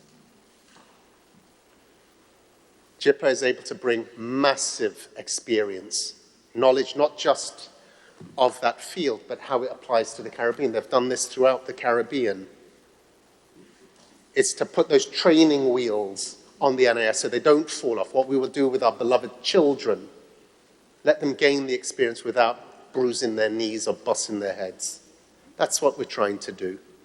And once they get into their stride, we take off those wheels. That's where JIPA then steps back. But again, through you, Mr. President, Senator Lewis, you need to directly involve yourself in these discussions. You have that opportunity personally. You need to personally be part of this so that there is a thorough understanding. And as I said, we can kind of work together to get this thing through. Senator Yali, maintenance, I agree. Maintenance. It is important. It costs us down the road, and we're seeing that. So that is fully taken on board. But, Mr. President, I've spoken a lot. My voice is going. I think I've said all that I think needs to be said, other than on the personal side. And I would like to start by thanking all members once again for their brilliant contributions over these past 3 days. I appreciate the discourse, appreciate the challenges, appreciate being asked difficult questions. We're here on behalf of the people of Grenada, CARICOM, Petite Martinique, and we do need to be held to account. So I appreciate those contributions. I'd also like a personal thank you to those within my ministry. I haven't had that opportunity, and starting with Minister Garraway, Minister Dabria, who we cannot achieve what we've achieved. It's a team effort.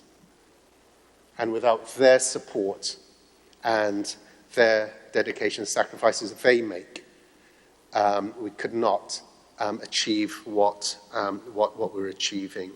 And then from the permanent secretary, all of the public officers within the Ministry of Climate Resilience et al.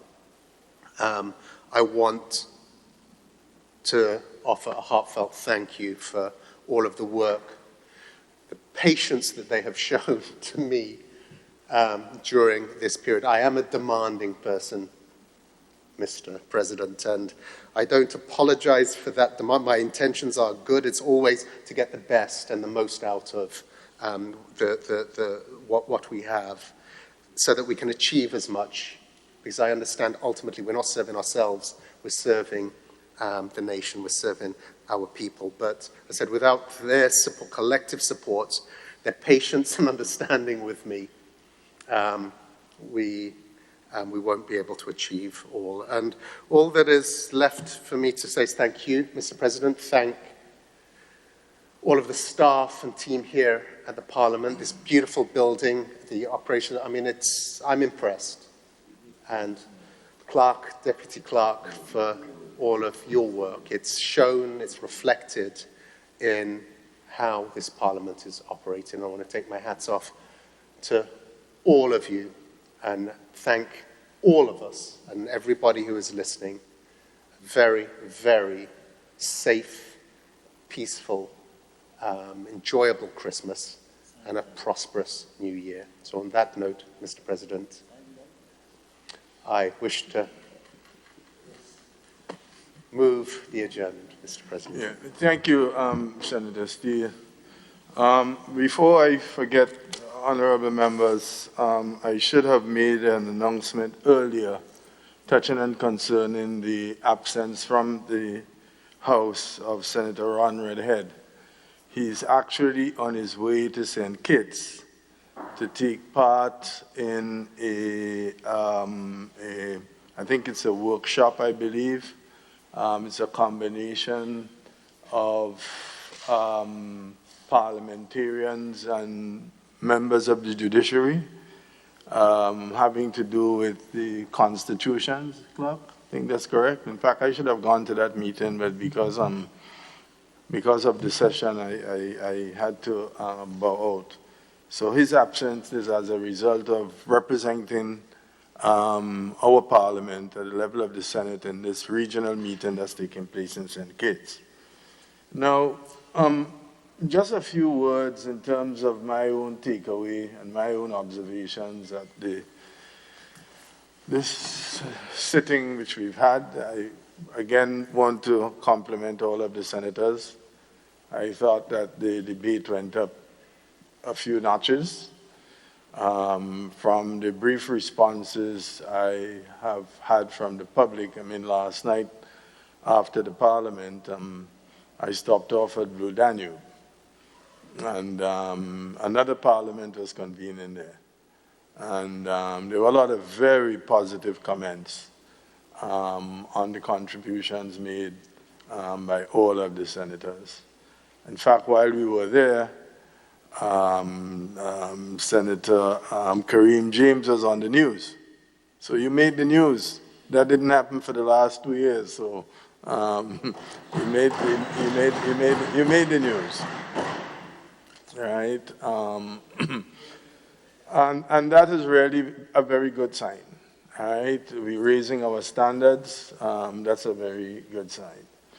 Now, I have a few takeaways, and I know time is tight. There are 5 things I observed coming out of the debate that I want to bring to their attention, particularly on the government side.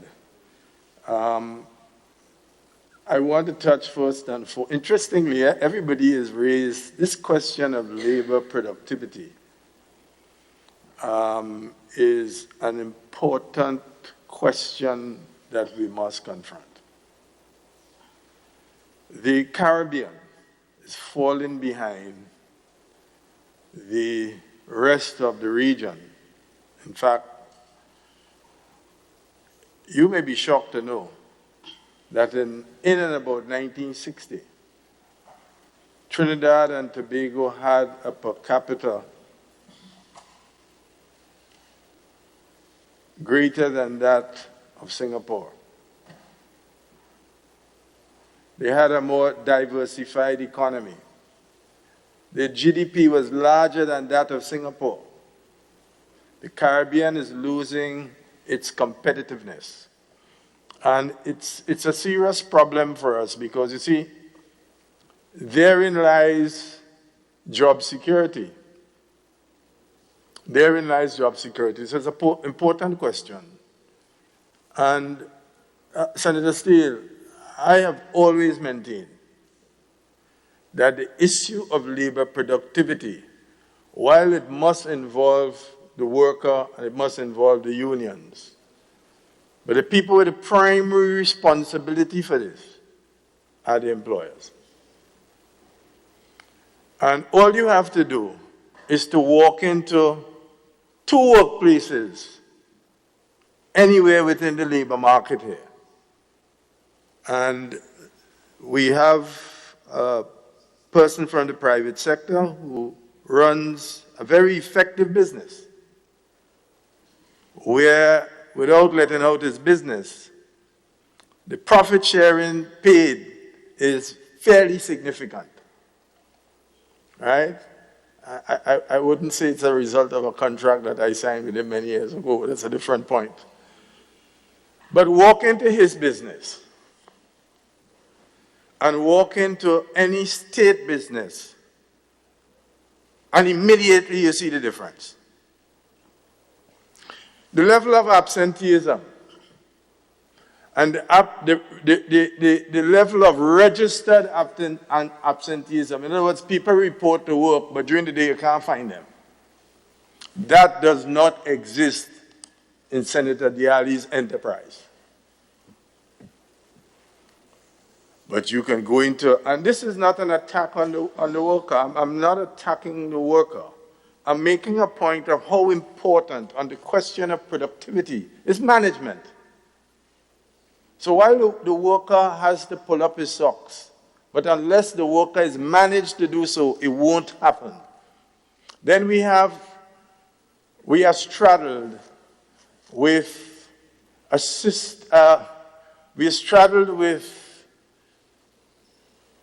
what I would describe as systemic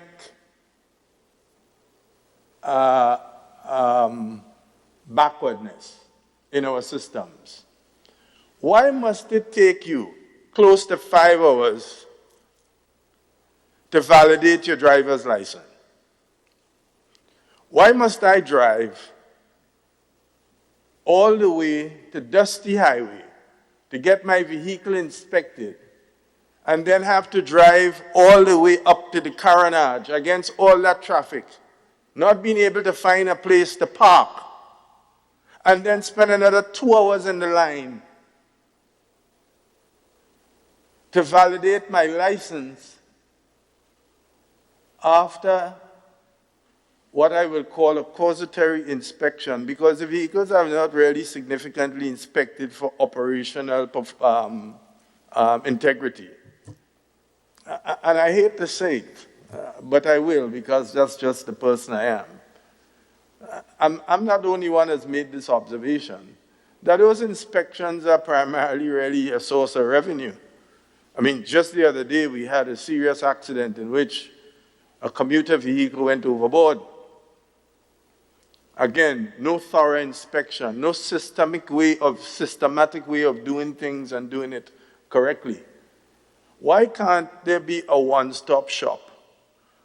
So you go down to the south to have your vehicle inspected, you pull out your credit card or your debit card and you pay there one time. Finito. Why can't we upgrade the service for this to happen? Why don't we have a kiosk where we can walk into the mall and pay our property taxes? I think it was Senator Lewis was making the point. You know, if we have this system, a lot of people are paying their family property taxes from abroad.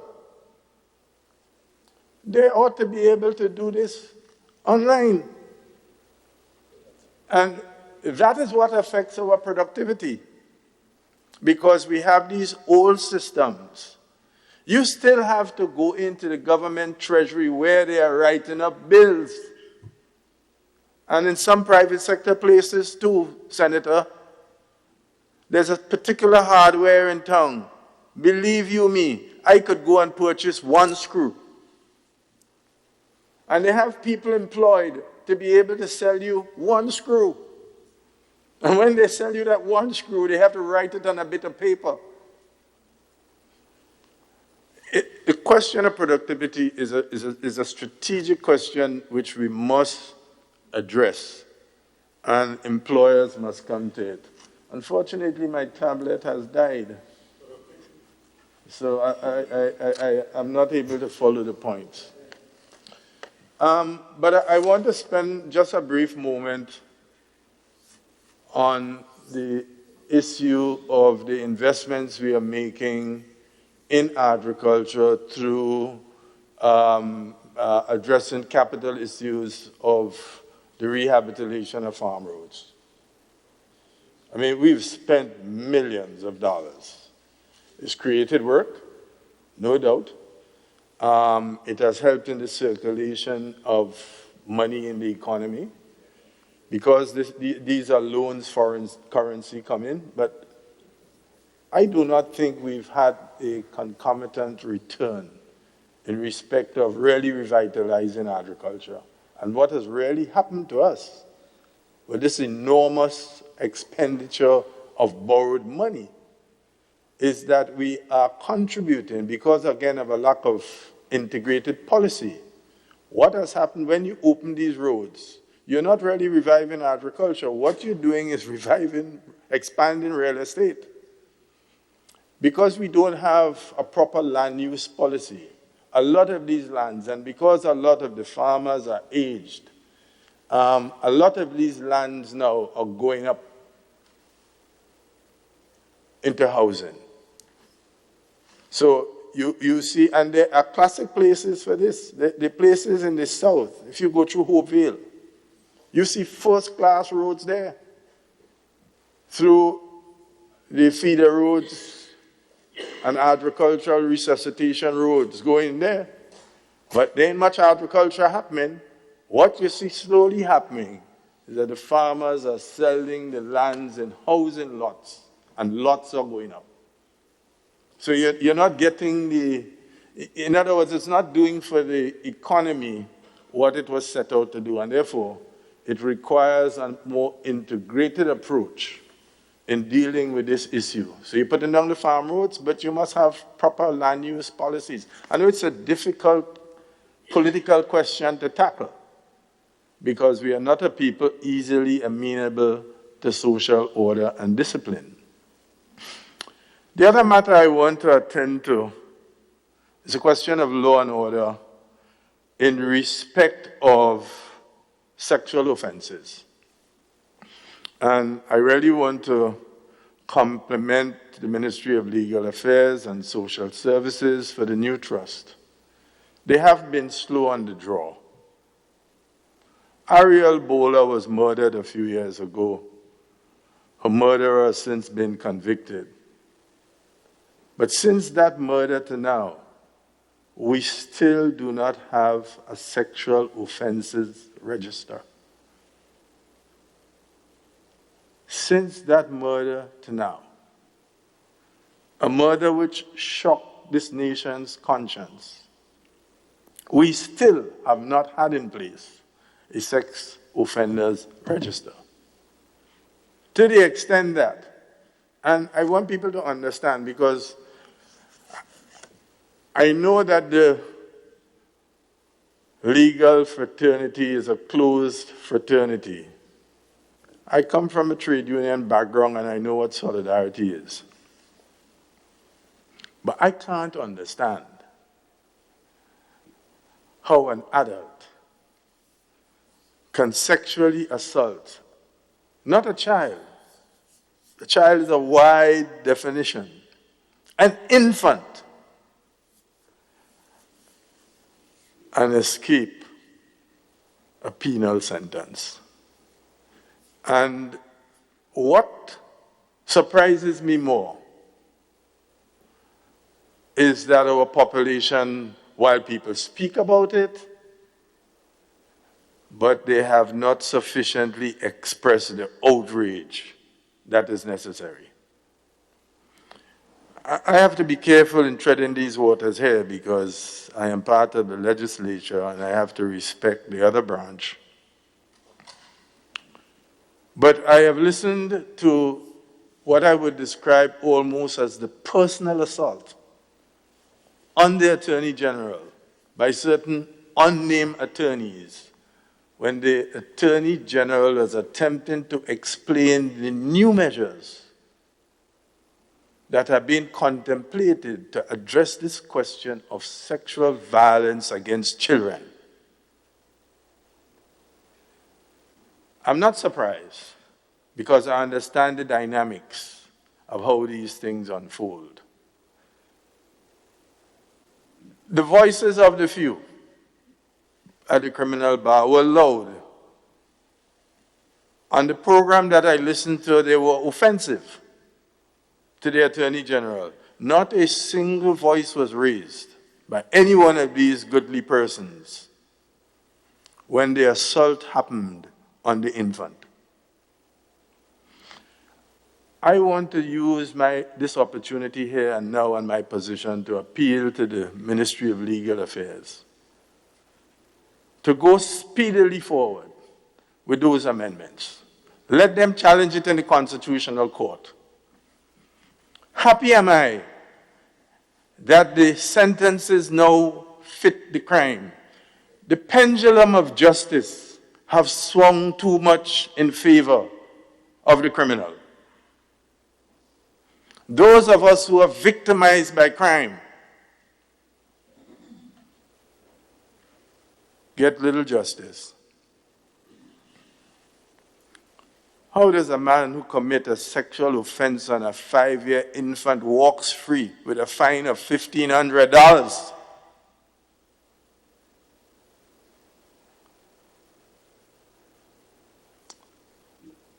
And that's not only the case. In that very same period that has happened, I saw a defense attorney celebrating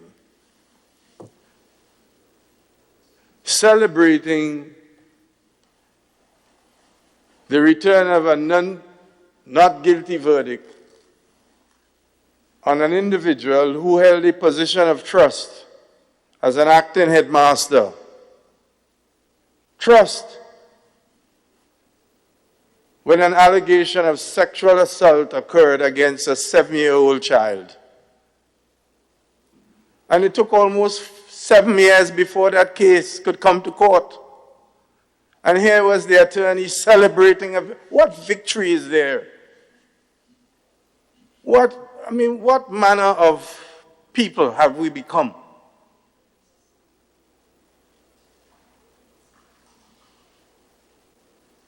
And this burns me. It burns me deeply. I feel it. So that's on the sexual assault. As I tell people, during the colonial period, justice was certain and swift. You were found guilty of rape, you were flogged with a cat o' nine tail. In my day growing up, I knew of one murder. A guy called Hatton, well, you think I was hung? I knew of one murder now. Now it's an everyday occurrence. You step on a guy's sneakers and he murders you.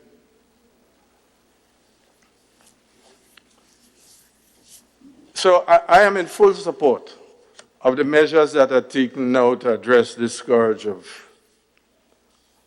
sexual offenses that have beset our society. Senator, one final matter, and that is, I'm coming back to it because it's an old proposal that I made. I think we need to reestablish the fisheries school on the TAMCC, of course, but with Cuban help, because that is how it was done before. The Cubans in our cooperation exchanged. In fact, that fisheries school was set up in, well, there were actually two schools. There was a center down in True Blue, and where we were doing the smoked fish, and we were salting the fish and so on. And there was a center in St. Mark, I think, in one of the former great houses. There was a fisheries school. And the Cubans introduced for us long line methodology. And since then, the fishing industry has changed. There are a lot of new techniques now. It can make a serious dent in unemployment, especially among youth. A fisheries school where you would be trained in navigational issues. As an adjunct to that, you can do boat building. I remember when a delegation from Petit Martinique was put together and sent to Maine in the United States. I never can forget that. They were sent to Maine in the United States to be trained in the art of building fiberglass boats. And I think today, that art and craft may be very still much alive in Petit Martinique, and it was linked to the fishing industry. I want to suggest, because there's a lot of good business opportunities in that fishing.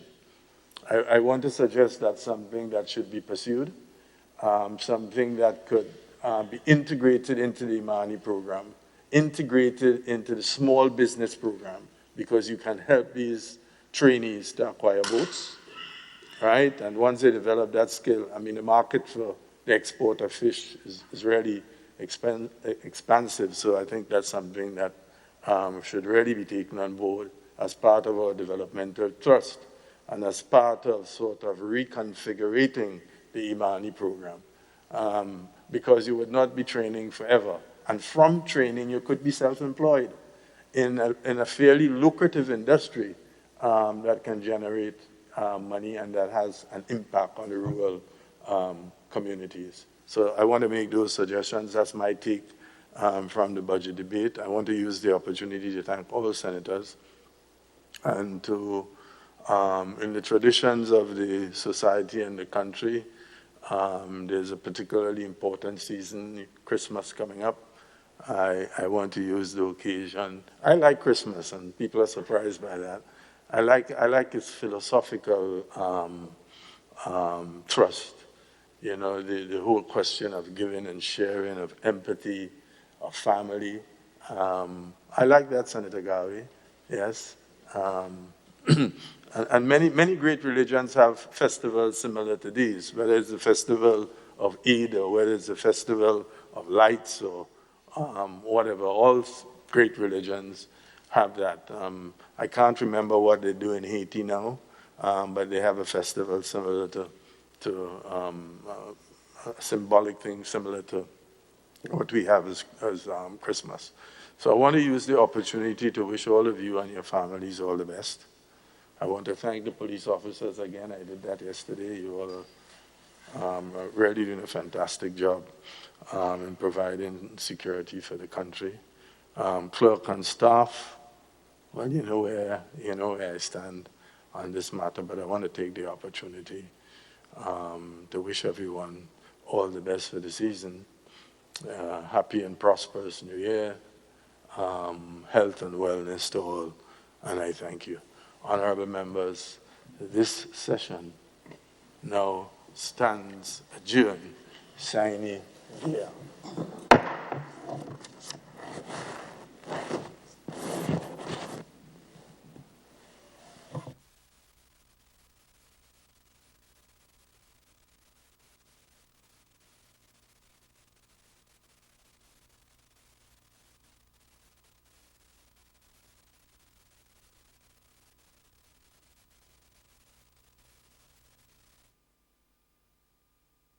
Stay up to date with all that's happening with the new National Party, NNP. Send us a message via text or WhatsApp on 405-8683 with your name, email, and constituency. Stay in the know with NNP. Get updated.